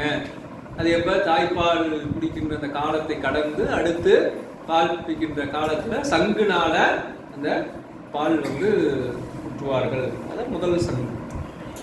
அடுத்து இரண்டாம் சங்கு விலங்கு கூட்டும். அப்படின்னா இரண்டாம் சங்கு அப்படிங்கிறது திருமண காலத்துல சங்கு ஒலிக்கிறது ஒரு மரபா இருந்திருக்கணும். விலங்கு கூட்டும் அப்படின்னா அது வரைக்கும் கட்டுக்கடங்காமல் திரிந்து கொண்டிருந்த ஒரு ஆன்மகனை ஒரு கட்டுக்குள்ள கொண்டு வந்து அதை விலங்கு கூட்டும்னா ஒரு குறிப்பிட்ட எல்லைக்குள்ளதான் நீ இயங்கணும், முன்ன போல இஷ்டத்துக்கு நீ இருக்க முடியாது, உனக்குன்னு ஒரு கடமை இருக்கிறது, கட்டுப்பாடு இருக்கின்றது என்று சொல்வதாக அந்த இரண்டாவது சங்கு காட்டப்படுகிறது, விலங்கு கூட்டும். அடுத்து மூன்றாம் சங்கு ஆம்போது ஊதும். அது ரெண்டு வகையா சொல்லுவாங்க, ஆம்போதுன்னு சொல்லுவாங்க, சாம்போதுன்னு சொல்லுவாங்க. சாகும்போது செத்த பின்பு அந்த சங்கு ஊதக்கூடிய மற்றது எல்லாத்தையும் நம்ம விட்டுட்டோம், இது ஒன்றை மட்டும் கடைசியா பிடிச்சிட்டு இருக்கிறோம். சாகிறப்ப செத்த ஒண்ண சங்கு ஊதுறது. அதனால என்ன ஆயிடுச்சு, நமக்கு மனசுல சங்கு ஊதுறதே ஒரு அமங்கலம் அப்படிங்கிற மாதிரி ஆயிடுச்சு. ஆனா அது மங்களம் அப்படிங்கிறது தான் சங்கினுடைய அடையாளம். எல்லா நிகழ்வுகளையும் நமக்கு இந்த முதன்மையான இந்த முக்கியமான 3 நிகழ்வு, இது 3மே முக்கியம்தான். பிறப்பு அப்படிங்கிறதும் முக்கியம், அந்த பிறவின் திருமண பந்தத்துல இணைவது அப்படிங்கிறதும் ஒரு மீண்டும் ஒரு பிறப்பு எடுப்பதை போல, அடுத்து திரும்ப இறப்புங்கிறதும் ஒன்று இறைவனுடைய திருவடிக்கு போவோம், இல்லைன்னா அடுத்த பிறவிக்கு நம்ம வருவோம். அதுவும் நம்முடைய வாழ்க்கையில முதன்மையானது தான் என்று சொல்லி அந்த 3 காலத்துல நம்ம மங்களமாக சங்கினை பயன்படுத்தக்கூடிய அந்த வழக்கம் இருந்தது. இன்னைக்கு அந்த வழக்கம் எல்லாம் மறைந்து ஒரே இடத்துல இறந்த பின்பு சங்கூதுகின்ற வழக்கம் மட்டும் இருக்கும். இந்த சங்கு மங்களமாக முழங்க சிலம்பு ஒலிப்ப, அணிந்திருக்கக்கூடிய சிலம்புகள் ஒலிக்கும்படியாக. அப்படி என்னன்னா அந்த சுண்ணம் இடிக்கின்ற போது அவங்க கால்களை முன்னால வச்சு வச்சு இடிக்கும் போது அவங்க அணிந்திருக்கக்கூடிய அந்த சிலம்புகள் ஒலிக்கிறது. தாழ்குழல் சூழ்தரும் மாலையாட, அவர்கள் அணிந்திருக்கக்கூடிய அந்த மாலை, குழல்கள் அப்படின்னா கூந்தலும் அதுல மாலை தனியாக மாழ்ந்திருக்கக்கூடிய அந்த மாலைகளும் ஆடும்படியாக. செங்கனிவாய் இதழும் துடிப்ப, அவர்கள் அந்த உதடு துடி, நம்ம உணர்ச்சியோடு இருக்கும்போது நமக்கு உணர்வு வயப்பட்டு நிற்கின்ற போது இந்த உதடு துடிக்கும். அப்படி துடிக்க சேயிழையீர் சிவலோகம் பாடி, அங்க சிவபெருமான் இருக்கக்கூடிய அந்த சிவலோகத்தை பாடும் சேயிழையீர் பெண்களே இந்த சிவலோகத்தை பாடி. கங்கை இறைப்ப அரா இறைக்கும், கங்கை அந்த சலசலன் சத்தத்தோட ஓடிக்கொண்டிருக்கக்கூடிய அந்த கங்கையினுடைய ஒளியும் அதை கேட்டுக்கொண்டு அரா இறைக்கும் பாம்பு அந்த சீறுகின்ற அந்த ஒளி எழுப்புகின்றதையும் கற்றை சடைமுடியான் கலர்க்கே, அப்படி இரண்டையும் வைத்திருக்கக்கூடிய கற்றை சடைமுடியுடைய சிவபெருமானுடைய திருவடிக்கு கடற்கே. பொங்கிய காதலின் கொங்கை பொங்க பொன் திருச்சுண்ணம் இடித்தும் நாமே. அப்ப அந்த பெருமான் மேல் கொண்ட அன்பின் காரணமாக அந்த பணி செய்யறவங்களுக்கு அன்பின் காரணமாக என்ன வருமா, உடம்பு பெருக்கும், பூரிக்கும். அப்படி பூரித்து உடம்பு பெருக்கும். அதே நேரத்துல துறவு பணி செய்யாமல் இறைவனை நினைக்கிறவங்களுக்கு என்ன பண்ணும், ஊனை உருக்கும். அப்ப என்ன ஆகும், அவங்களுக்கு அந்த இறைவனை செல்லுகின்ற போது அதுவும் ஒரு இறையை நோக்கிய நிலைதான், இதுவும் இறையை நோக்கிய நிலைதான். ஏன்னா இவங்க அப்படி ஆயிட்டா அந்த பணியை யாரும் செய்ய முடியாது. இப்ப இறைவனுடைய திருக்கோயில்ல பாத்தீங்கன்னா தேர், அந்த தேர்ல நாங்க இறைவனை நினைத்துக் கொள்கிறோம் அப்படின்னு சொல்லிட்டு தேவையான, ஏன்னா துறவிக்கு அப்ப நம்ம ஏற்கனவே வகுப்புல சொல்லியிருக்கோம் இல்லையா, யார் யார் எத்தனை வேலை சாப்பிடணும், எத்தனை வேலை சாப்பிடணும், 3 வேளை 3 வேளை யாரு சாப்பிடணும், நோயாளி தான் 3 வேளை சாப்பிடணுமா, ரோகி போகி யோகி. ரோகிக்கு 3 வேளை, போகிக்கு 2 வேளை, யோகிக்கு 1 வேளை தான் உணவு. யாராவது எழுதி வச்சிருந்தீங்க பாருங்க, ஆரம்ப கட்ட வகுப்புகள்ல சொல்லியிருக்கோம். அப்ப என்ன செய்யணும் அப்படின்னா, இந்த உடல் உழைப்பால் இறைவனுக்கு பணி செய்யறவங்க நிறைய உணவு சாப்பிட்டு இந்த உடலை பேணி பாதுகாத்தாதான் அது தொண்டு சிறப்பா நடக்கும். இப்போ என்ன செய்யணும், நம்ம நாங்க விரதம் இருக்கிறோம்னு சொல்லி தேர் இடத்துல விரதம் இருந்தாங்கன்னா அந்த தேரை இழுக்கிறதுக்கு சக்தி வேணும். இழுக்கிறவங்க கூட எப்படியாவது இழுத்துருவாங்க. அந்த கட்டையை போட்டு திருப்புறவங்க அவங்க தொடர்ந்து கட்டை கொடுத்துட்டே இருக்கணும். அப்போ என்ன செய்யணும், அவங்களுக்கு தண்ணி தேவைப்படும். அந்த கட்டையை திரும்ப திரும்ப மாற்றி மாற்றி அந்த கட்டையை கொடுக்கறதுக்கு அவர்களுக்கு உடல் வலிமை வேணும். அப்போ அவங்க உடலை பேணித்தான் ஆகணும். அப்படி தொண்டு செய்கிறவர்களுக்கு உடலை பேணுகின்ற நிலையும் இறைவனை அடையும் சொல்லக்கூடிய துறவில் இருக்கிறவங்களுக்கு அந்த மெலிதலும் இருக்கணும். காவி துறவி எல்லாம் மெலிஞ்சாத்தான் மதிப்பு அப்படின்னு சொல்லி பாட்டிலே வருது இல்லையா. அந்த மாதிரி என்ன அப்படின்னா, அந்த இறைவனை நோக்கி செல்லுகின்ற நிலையில 2 பேருடைய நிலை, அது பணிவிடை செய்யக்கூடியவர்களுக்கு ஒரு நிலை, இறைவனை அடையணும் நினைக்கிறவங்களுக்கு ஒரு நிலை. அந்த 2 நிலையை நம்ம மாற்றி குழப்பிக்க கூடாது. அப்ப என்ன செய்யணும், இந்த பணியை தொடர்ந்து நடைபெறணும்னா அவங்க சில உடலை பேணித்தான் ஆகணும். பார்த்தீங்கன்னா திருவாரூர்ல அஜபா நடனம்னு சாமி ஆடக்கூடிய நடனத்துக்கு பேர். அது பெரும்பாலும் அந்த தியாகேஸ்வரர் இருக்கக்கூடிய அந்த சப்தபடங்க தலங்கள்ல தான் ஆடும். ஒவ்வொரு இடத்துக்கும் ஒவ்வொரு மாதிரி நடனம். அது மற்ற இடங்கள்ல அந்த மாதிரி ஆட மாட்டாங்க. அப்ப என்ன பண்ணுவாங்கன்னா, 2 பக்கமும் அந்த தண்டு வச்சுட்டு நடுவுல ஒருத்தர் பிடிச்சிக்குவாங்க. நடுவுல ஒரு தண்டு வரும். மற்ற எல்லா ஊர்லயும் 2 தண்டு வச்சு 2 பக்கம் பிடிச்சிட்டு ஆடிட்டு வந்துருவாங்க. ஆனா இந்த மாதிரி முக்கியமான தலங்கள்ல என்ன ஆகும்னா 3 தண்டு இருக்கும். நடுத்தண்டுல ஒரு சில பேர் பிடிச்சிக்கிட்டு நிலையா நின்றுக்குவாங்க. இந்த 2 பக்கமும் இருக்கக்கூடியவர்கள் என்ன செய்வாங்க அப்படின்னா, அப்படியே உட்காந்துருவாங்க. ஒரு பக்கம் சாமி அப்படியே இப்படி சாஞ்சு இப்படி திரும்ப இந்த பக்கம் வருவார். அப்படி வரும்போது ஒரே உயரத்தில் இருக்கக்கூடியவர்கள் ஒரு பக்கம் டக்குன்னு அப்படியே உட்கார்ந்து திரும்ப அதே வேகத்தில் எழுந்திருக்கணும். அப்போ அதற்கேற்ற உடல் வலிமை அவர்களிடத்துல இல்லைன்னா நாளடைவில் என்ன ஆகும், அந்த அஜபானம்ங்கிறதே மாறி போயிடும். அப்புறம் எல்லா இடத்துலையும் சாமி அப்படியே நேரம் நடந்து வர மாதிரி அங்கேயும் நேராக வந்துடுவார். அப்போ அந்த இடத்துக்கு அந்த பணி செய்வதற்குரியவர்களுக்கு அந்த தேவையான உடல் ஆரோக்கியமும் அந்த உணவும் தேவைப்படும். அதுதான் சொல்றாரு. இங்கே என்ன செய்யணும்னா அந்த சுண்ணத்தை இடிக்கணும். அப்போ அதை இடிபடணும். அந்த மஞ்சள் மற்றும் இருக்கக்கூடிய அந்த பொருட்கள் எல்லாம் இடிக்கிற அளவுக்கு அவர்களுக்கு என்ன வேணும், உடல் வலிமை வேண்டும். அதனால அந்த உடல் வலிமையும் அவர்கள் பெருமானிடத்தில் அன்புனால அந்த பூரிப்பும் அவர்களிடத்திலே இருக்கும்படியாக இருக்கணும் அப்படின்னு சொல்லி அந்த உடல் பூரிப்புல இருக்கக்கூடிய நிலையை சொல்லி நாம் அந்த திருச்சுண்ணத்தை இடிப்போமாக என்று சொல்லி சொல்றார். அடுத்து 15வது பாடல். ஞானக்கரும்பின் தெளியை பாதை நாடக்கரிய நலத்தை நன்றார் தேவை பழச்சுவையானி நாளை சித்தம் புகுந்து திட்டிக்க வல்ல கோடை பிறப்பரு தாண்டு கொண்ட கூத்தனை நாத்தழும் வேற வாழ்த்தி பாடல் கடங்கள் மடங்கை நல்லீர் பாடி பொற்றுண்ணம் நீடித்துள்ளாமே. ஞானக்கரும்பின் தெளியை. இப்ப ஞானத்தை பெருமாள் என்ன செய்கின்றான், அந்த கரும்பின் தெளி அப்படின்னு சொல்லி அந்த கரும்பு சாராக பெருமாள் கொடுத்துறாங்க. இப்ப ஞான நூல்கள் முழுவதுமாக நம்ம படிக்கணும்னா யோசிச்சு பாருங்க. 12ஆம் திருமுறையை மட்டும் படிக்கிறதுக்கே நமக்கு காலையில கணக்கு போட்டோம் இல்லையா, எத்தனை காலம் ஆகும் அப்படின்னு நம்ம கணக்கு போட்டோம். அப்ப 12 திருமுறையையும் முதல்ல இருந்து முழுமையா நம்ம படிச்சுட்டு பொருளோட படிச்சு வரணும்னா நமக்கு எவ்வளவு காலம் தேவைப்படும்.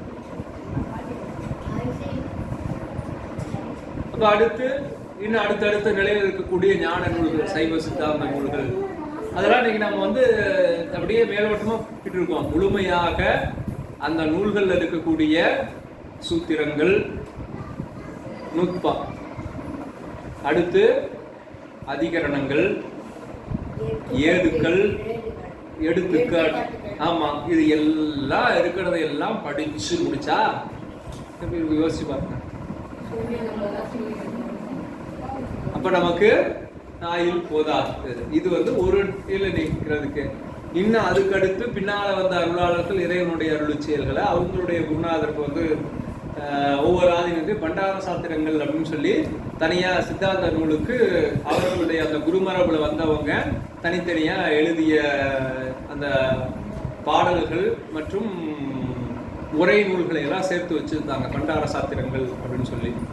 அதெல்லாம் திரும்ப படிச்சு அதுக்கப்புறம் திரும்ப இன்னும் இருக்கக்கூடிய ஞான நூல்கள் நிறைய பேர் பின்னால் வந்தவங்களாம் எழுதியிருக்காங்க இல்லையா.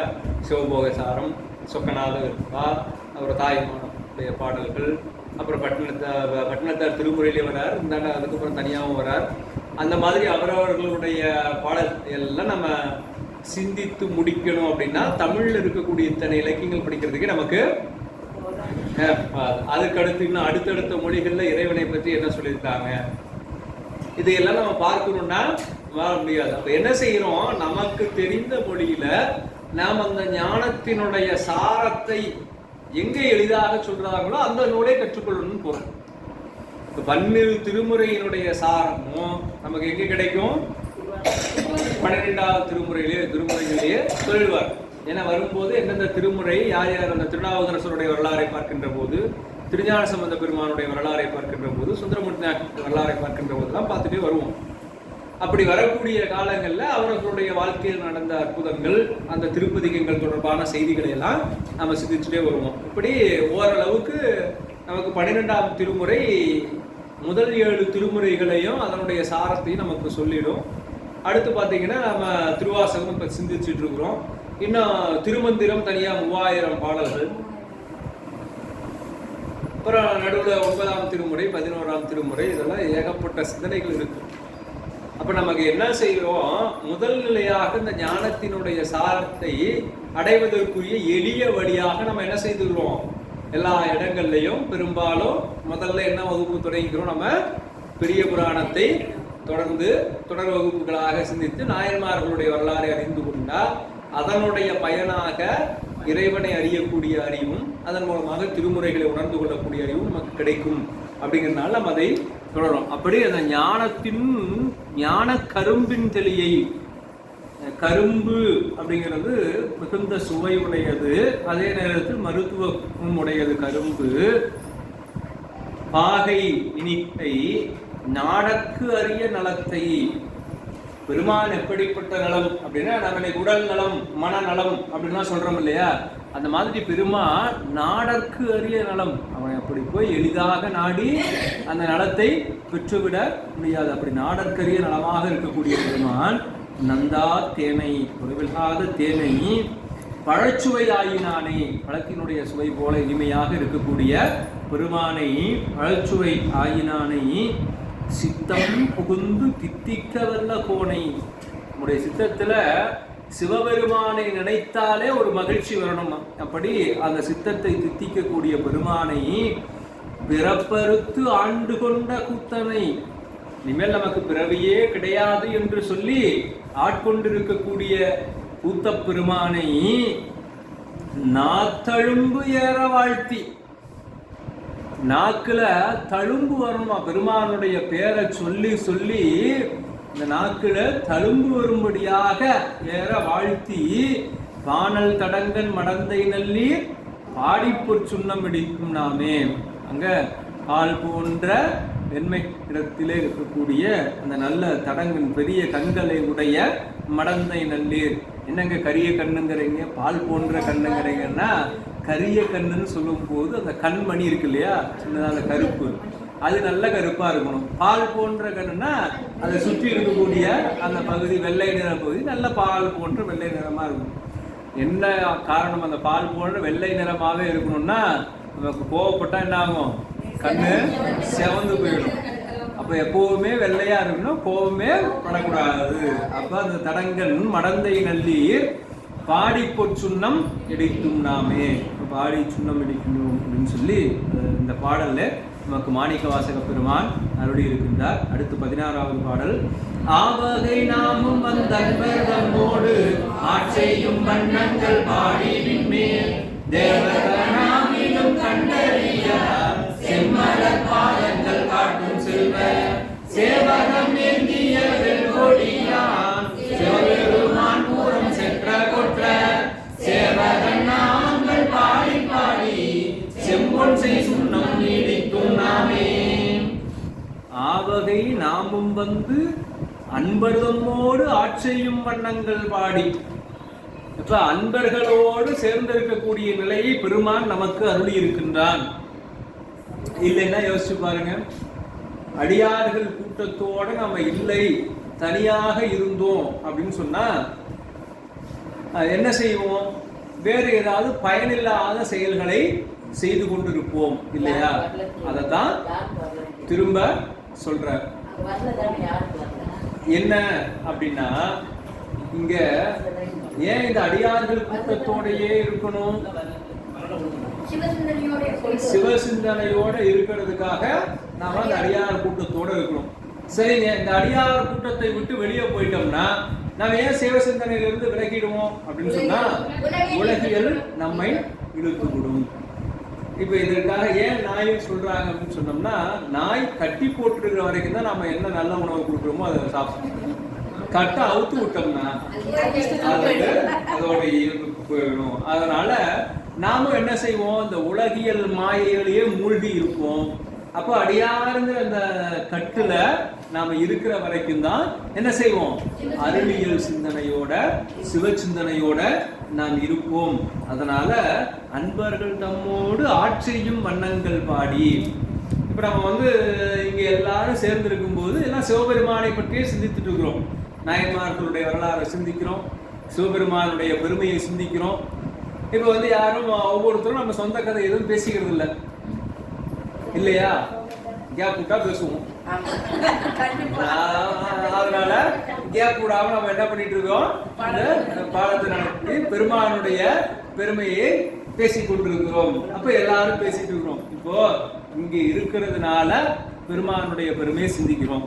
அப்படி இல்லைன்னு வச்சுக்கோங்க, நம்ம என்ன பண்ணியிருப்போம், ஒன்று மத்தியானம் சாப்பிட்டு படுத்து தூங்கியிருப்போம், அப்படி இல்லைன்னா வேற ஏதாவது டிவி சீரியலை பார்த்துட்டு இருப்போம், இல்லைன்னா யார்கிட்டயாவது ஃபோன் பேசி வம்பளத்துட்டு இருப்போம், இல்லைன்னா வேற ஏதாவது வேலையை பார்த்துட்டு இருப்போம். அப்படியெல்லாம் இல்லாம என்ன செய்யற, அன்பர் தம்மோடு ஆட்சியும் வண்ணங்கள் பாடி. அப்போ அன்பர்களோட சேர்ந்து நம்ம ஏதாவது ஒரு பணி செய்யறோம். இல்லைன்னா சில பேர் என்ன பண்ணுவாங்க, ஞாயிற்றுக்கிழமை எங்கேயாவது ஒரு கோயிலில் உழவார பணி அன்பர்களோட சேர்ந்து அப்படியே போய் கோயிலை தூய்மை பண்ணக்கூடிய அந்த பணியை செய்யறோம். அப்போ தனியாக போய் செய்ய முடியுமா அப்படின்னா அப்போ என்ன ஆகும், ஒரு சலிப்பு வந்துடும். ஏன் வகுப்பு நம்ம வந்து தனியாக ஒருத்தர் மட்டும் கேட்டா சலிப்பு வந்துடும். நடத்தவர்கள் என்னன்னா ஏன் கூட்டம் இல்லைன்னு கேட்குறாங்கன்னா, ஒரு நிறைய பேர் இருக்கிறத பார்த்தா தான் ஒரு மகிழ்ச்சியாக உற்சாகமாக பேச முடியும். இல்லைன்னா நாளைக்கு இருக்கு நடத்தணுமா அப்படின்னு சொல்லி ஒரு தொய்வு. அப்படி இல்லாம அதனாலதான் அடியார் கூட்டத்தோட இருந்தோம்னா ஆட்சியும் வண்ணங்கள் பாடி பாடி. அப்ப அவர் ஒரு பணி செய்கிறார், அவர் பெரிய பாறாங்கல்லே தூக்கிட்டு வர்றாரு, கோயில்ல இருந்த ஒரு பெரிய கல் அங்கேயும் தூக்கிட்டு வர்றாரு. நாம என்ன பண்ணுவோம், அவ்வளவு பெரிய கல்லை அவர் தூக்கிட்டு வர்றாரு, நாம நம்மளால முடிஞ்ச ஒரு 20 கிலோ கல்லை தூக்கிட்டு வந்தாங்க, நம்ம ஒரு 2 கிலோ கல்லையாவது தூக்கிட்டு போய் வெளியில போடுவோம் அப்படின்னு அவரோட நம்ம நினைத்துக்கொள்வோம். அது வந்து ஒரு பொறாமையோ போட்டியோ இல்லை, அவர்கள் செய்கின்ற தொண்டுல நாமும் அதுல பங்கு பெறுகின்றோம் அப்படிங்கிற சிந்தனையில அதையாவது நம்ம எடுத்துட்டு போய் செய்யணும். அதுவும் முடியாதவங்க ஒரு 200 கிராம் கல்லையாவது தூக்கிட்டு போய் வெளியில போடுவோம் அப்படின்னு அந்த சிந்தனையோட நம்மளால முடிஞ்சது பண்ணி. அதுவும் செய்ய முடியல, சில இடங்கள்ல என்ன பண்ணுவாங்கன்னா பாராயணம் பண்ணிட்டு இருப்பாங்க. அவங்க ஒரு பக்கம் பணி செய்து கொண்டிருக்க, இன்னொரு பக்கம் உடல் முடியாதவர்கள் கொஞ்சம் வயதானவர்கள் உட்காந்து திருவாசகம் முற்றுவதோ அல்லது வேறு சில பாராயணங்களும் செய்து கொண்டு அதை கேட்டுட்டே இவங்கெல்லாம் வந்து பணி செஞ்சுட்டு இருப்பாங்க. அப்படி இருக்கக்கூடிய ஆட்சியும் வண்ணங்கள் பாடி விண்மேல் தேவர் கனாவிலும் கண்டறியா செம்மலர் பாதங்கள். தேவர்கள்லாம் என்ன செய்வாங்கன்னா, ஏன்னா அங்கங்க போயிட்டோம்னா நமக்கு அந்தந்த மனநிலை வந்துடும் இல்லையா. அப்ப தேவர்கள் ஆனோம்னா என்ன பண்ணுவாங்க, அவர்கள் போகத்துல திளைத்து கொண்டிருக்கிறனால பெருமான் திருவடியை கனவிலும் கண்டறியாதவர்களாக இருப்பார்கள். அப்படி கண்டறியா செம்மலர் பாதங்கள் காட்டும் அந்த சிறப்புடைய அந்த திருவடியை காட்டும் செல்வ சேவகம் ஏந்திய வெல்கொடியான். அங்க கொடி பெருமானுடைய கொடி, சேவகம் ஏந்திய வெல்கொடியான் சிவபெருமான்.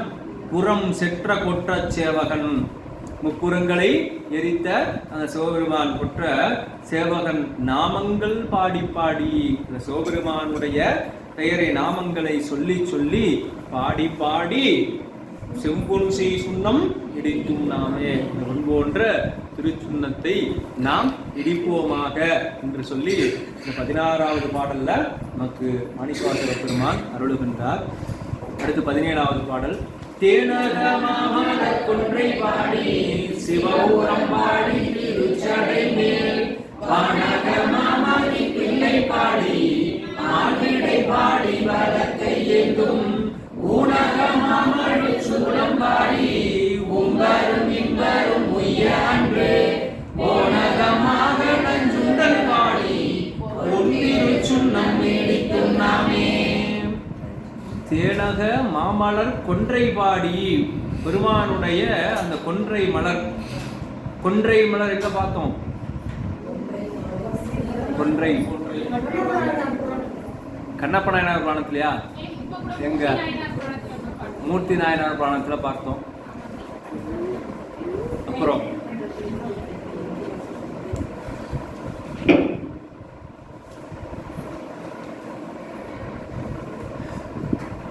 கொன்றை மலரும் கொன்றை மரமும் ஒரு நாயனார் புராணத்துல பார்த்தோம்.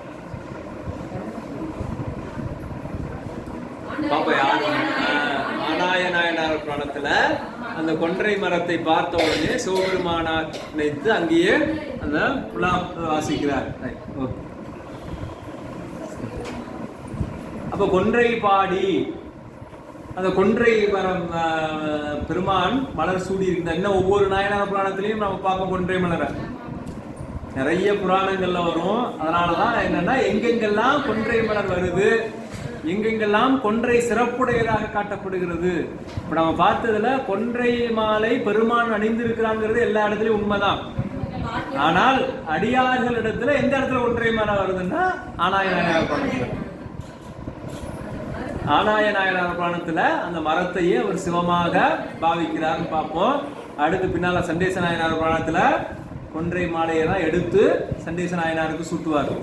அப்ப கொன்றை மலர் மாலை, கொன்றை மரம் அப்படின்னு சொன்னா பெருமான் சூடி இருப்பதல்லாம எந்த அடியாரோடு தொடர்புடையது, எந்த நாயன்மாரோடு தொடர்புடையது அப்படிங்கிறதும் நமக்கு நினைவு வரும். ஏன்னா எல்லா இடத்துலையும் வரும், திருமுறைகள்ல எல்லா இடத்துலையும் இந்த முப்புறம் எரித்த செய்தியும், அதை அட்டபீரட்ட செயல்கள்னு சொல்லுவாங்க இல்லையா, அதுல பெரும்பாலும் முப்புறம் எரித்தது எல்லா இடங்கள்லயும் இருக்கும். அதை தாண்டி இந்த மற்ற 7 வீர செயல்களும் காலனை உதைத்தல், யமனை உதைத்தது, அவர் பிரம்மனுடைய சிரம் கொய்தது, சலந்தராசுரனை அழித்தது, அடுத்து யானை உடி போர்த்தது, இந்த மாதிரியான அந்த அட்ட வீரட்ட செயல்களும் நமக்கு பல இடங்கள்ல பல சான்றுகளோடு பல சொற்களாக அதை நமக்கு காட்டுவார்கள்.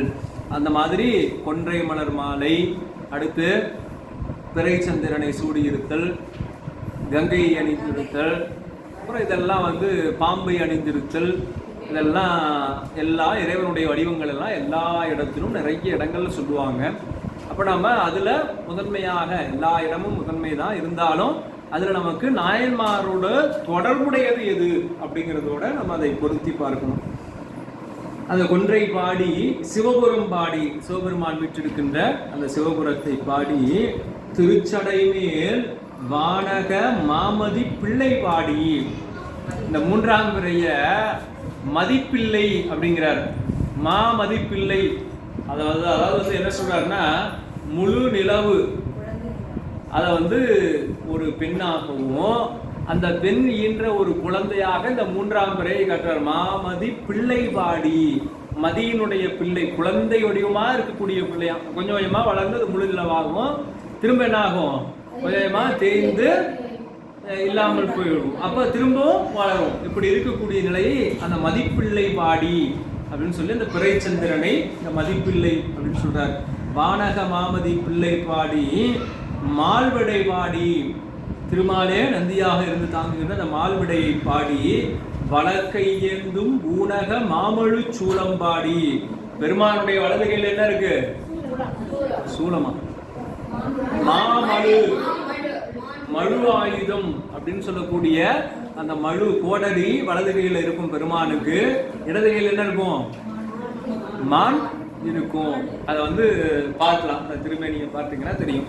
வலக்கையிலே மழுவும் இடக்கையிலே மானும் பெருமான் ஏந்தி இருப்பார். அந்த மால்விடை பாடி வலக்கை ஏந்தும் ஊனக மாமழு சூளம் பாடி, மாமழுவும் சூளமும் வைத்திருப்பார். இருந்தாலும் அவருடைய திருக்கரத்துல நேரடியாக தாங்கி இருப்பது மழு. அந்த மழுவை பாடி உம்பரும் இம்பரும் உய்ய அன்று போனகமாக நஞ்சுண்டல் பாடி.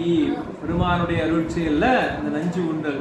உம்பரும் இம்பரும் உய்ய, உம்பர் அப்படின்னா மேலோகத்தில் இருப்பவர்கள், இம்பர்னா இந்த உலகத்தில் இருக்கக்கூடியது எல்லாரும் உய்யும்படியாக அன்று போனகமாக, போனகம்னா உணவாக நஞ்சு உண்டல் பாடி பொன்திருச்சுன்னம் இடித்தும் நாமே. இப்படிப்பட்ட பெருமானுக்கு நாம் திருச்சுன்னம் இடிப்போமாக என்று இந்த 17வது பாடல்ல நமக்கு மாணிக்கவாசக பெருமான் அருள் இருக்கின்றார். அடுத்து 18வது பாடல்.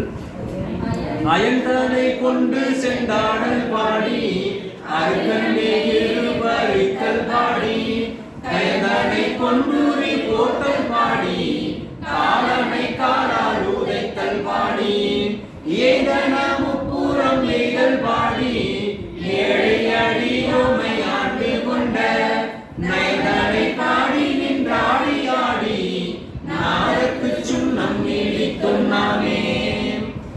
அயன்தலை கொண்டு சென்றாடல் பாடி, பிரம்மனுடைய தலையில ஒரு தலையை பெருமான் கீக்கு எடுத்துடுறார், நகத்தால கிள்ளி எடுத்துடுறார்.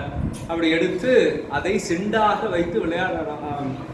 அயன்தலை கொண்டு செண்டு ஆடல் பாடி அருக்கஞ்செயிறு பறித்தல் பாடி. சூரியனுடைய பல்லை உடைத்தார். எங்க லட்சனுடைய யாகத்துல அதை சொல்றார். அயன்தலை கொண்டு செண்டாடல் பாடி அருக்கஞ்செயிறு பறித்தல் பாடி கயந்தனை கொன்று உரி போர்த்தல் பாடி. கஜம்னா யானை. கயம் அப்படிங்கிறது தமிழ்ல வந்து சொல்லக்கூடிய சொல், யானையை குறிக்கக்கூடிய சொல். வட எழுத்து இல்லாம அதுல எகர போட்டு கயம் அப்படின்னா யானை. கயந்தனை கொன்று உரி போர்த்தல் பாடி, யானை உரி போர்த்தது. கஜமுகாசூரனை வெற்றி கொண்ட அந்த நிகழ்வு. காலனை காலால் உதைத்தல் பாடி, யமனை உதைத்து அட்டவீரட்ட தலங்கள்ல இது வந்து பிரம்மன் தலை வந்து கண்டியூர் திருத்தலம். அடுத்து இந்த யானை உரி போர்த்தது வடுவூர் வீரட்டம். அடுத்து காலனை காலால் உதைத்தது கடவுர் வீரட்டம், திருக்கடவுர் வீரட்டம். இயைந்தன முப்புறம் எய்தல் பாடி, முப்புறம் எய்தல் வந்து திருவதிகை வீரட்டம். இப்படி இருக்கக்கூடிய அந்த செயல்களை எல்லாம் சொல்லி இயைந்தன முப்புறம் எய்தல் பாடி, இப்படியெல்லாம் இருக்கிறதுனால பெருமான் கிட்ட போனா எல்லாரும் அழிச்சுவாங்க அப்படின்னு நினைச்சுக்கிறீங்க. சொல்றோம் இல்லையா, முன்ன சொன்னோம் இல்லையா, நம்ம முன்னால இருந்த சடங்குல 2 சங்கம் விட்டுட்டு ஒரு சங்கம் மட்டும் பிடிச்சதுனால அது அவங்களும் நினைச்சுக்கிற மாதிரி பெருமான் அருள் செய்த செயல்களை எல்லாம் நம்ம மறந்துட்டு அவன் அழித்த செய்திகளை மட்டுமே நினைவில் கொண்டு அவன் கிட்ட போனா நம்மளை அழிச்சிடுவான் அப்படின்னு பல பேர் சொல்லிக் கொண்டிருக்கிறார்கள். ஆனா அவன் எப்படிப்பட்டவன் தெரியுமா? ஏழை அடியோமை ஆண்டு கொண்ட, எங்களையும் ஏழையாக இருக்கின்ற ஏழை அப்படிங்கிற சொல்லுக்கு நம்ம இன்னைக்கு என்ன பொருள் சொல்றோம் அப்படின்னா, பொருள் இல்லாதவர்கள், பணம் இல்லாதவர்கள் ஏழைன்னு சொல்றோம். அந்த ஏழைங்கிற சொல் எதெல்லாம் தேவை இருக்கோ அதெல்லாம் இல்லாதவங்களே ஏழைன்னு தான் சொல்லுவாங்க. இப்ப வீரம் இல்லாதவனை கோழைன்னு சொல்றோம், அறிவில்லாதவர்களை வேற சொல்லாக சொல்றோம், அதுவும் ஏழை. அது இல்லாமையும் ஏழை தான்.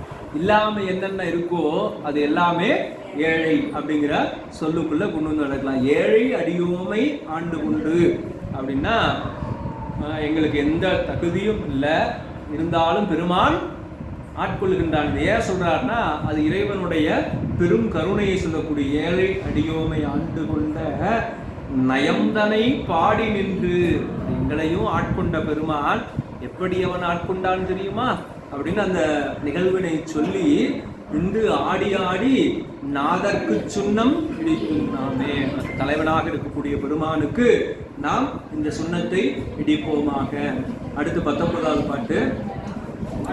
வட்டமலர் கொன்றை மாலை பாடி மத்தமும் பாடி மதியும் பாடி சித்தர்கள் வாழும் தென்தில்லை பாடி சிற்றம்பலத்தெங்கள் செல்வம் பாடி கட்டிய மாசுனை கச்சை பாடி கங்கணம் பாடி கவித்தலை மேல் இட்டு நின்றாடும் மரபம் பாடி ஈசற்கு சுண்ணம் நீடிக்கும் நாமே. வட்டமலர் கொன்றை மாலை பாடி, அந்த கொன்றை மாலையை வட்டமாக கட்டி இருக்கின்றார்கள். அப்படி இருக்கக்கூடிய அந்த கொன்றை மாலையை பாடி மத்தமும் பாடி, ஊமத்த மலரை பெருமாள் இருக்கின்றார், அந்த ஊமத்த மலரை பாடி மதியும் பாடி, மீண்டும் அந்த பிறை சந்திரனை சொல்றாரு, இந்த பிறை சந்திரனை பாடி சிட்டர்கள் வாழும் தென் தில்லை பாடி, சித்தத்தை சிவன்பாடு வைத்திருக்கக்கூடிய அன்பர்கள் எல்லாம் வாழக்கூடிய தென் தில்லை தில்லையிலே இருக்கக்கூடிய அந்த இறைவனை பாடி, அந்த தில்லை நகரத்தையே பாடி சிற்றம்பலத்து எங்கள் செல்வம் பாடி. அப்படிப்பட்ட தில்லை நகரில் சான்றோர்கள் அறிவுடையோர்கள் நிரம்பி இருக்கக்கூடிய அந்த தில்லை நகரத்துல திருச்சிற்றம்பலம் என்று சொல்லக்கூடிய அந்த இடத்துல சிற்றம்பலத்திலே இருக்கக்கூடிய ஆனந்த கூத்தப்பிரானை பாடி எங்கள் செல்வம் பாடி. இங்க செல்வம் அப்படிங்கிறது சிவபெருமான் சொல்றார். அந்த ஆனந்த கூத்தப்பிரானை நமக்கு திருஞான சம்பந்த பெருமான் தில்லையில அருளிய பதிகத்துல புத்தகத்துல இருக்கும். கற்றாங்கிரியோம்பி பதிகத்துல செல்வன் கடலேத்தும் செல்வம் செல்வமே சொல்றார். செல்வ நெடுமாடம் சென்று சென்றோங்கி செல்வம் உயர்கின்ற செல்வர் தில்லை சிற்றம்பலமேய செல்வன் கடலேத்தும் செல்வம் செல்வமே. அப்ப என்ன செல்வம் அப்படின்னா எங்கள் செல்வம். எங்களுக்கெல்லாம் செல்வம் எது? சிவனடியார்களுக்கு செல்வம் யாரு? சிவபெருமான் தான். அப்படிப்பட்ட ஆனந்த கூத்தப்பிரானை நடராஜ பெருமானை பாடி கட்டிய மாசுன கச்சை பாடி. மாசுனம்னா பாம்பு. அந்த இடுப்புல பெருமான் பாம்பை கட்டியிருக்கிறார். கட்டிய மாசுன கச்சை பாடி கங்கணம் பாடி கவித்த கைமேல் இட்டு நின்றாடும் அரவம் பாடி. இதுவும் பாம்பு கங்கணம். அடுத்து அந்த கை மேல அணிந்து இருக்கக்கூடிய அந்த அணிகளாக இருக்கக்கூடிய எல்லாமே பெருமானுடைய உடல்ல இருக்கக்கூடிய பெரும் எல்லா அணிகளுமே என்ன இருக்கும்? பாம்பு தான் இருக்கும்.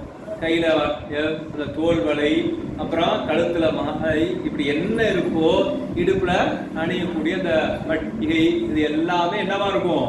எல்லாம் பாம்புகள் தான் இருக்கும். அப்படி இருக்கக்கூடிய பாம்புகளை எல்லாம் அடி ஈசற்கு சுண்ணம் இடிக்கும் நாமே. இப்படிப்பட்ட சிவபெருமானுக்கு நம் தலைவனுக்கு நாம் சுண்ணம் இடிப்போமாக என்று சொல்லி 19வது பாடல சொல்றார். அடுத்து நிறைவு பாடல் 20வது பாடல்ல வேதமும் வேள்வியும் ஆயினாக்கு மெய்மையும் பொய்மையும் ஆயினாக்கு சோதியும் ஆயினாக்கு துன்பமுமாய் இன்பமாயினாக்கு ஆதியுமாய் முற்றுமாயினாக்கு பந்தமுமாய் வீடுமாயினாக்கு ஆதியும் அந்தமுமாயினாக்கு ஆடப்பொச்சுண்ணம் நீடிக்கும் நாமே.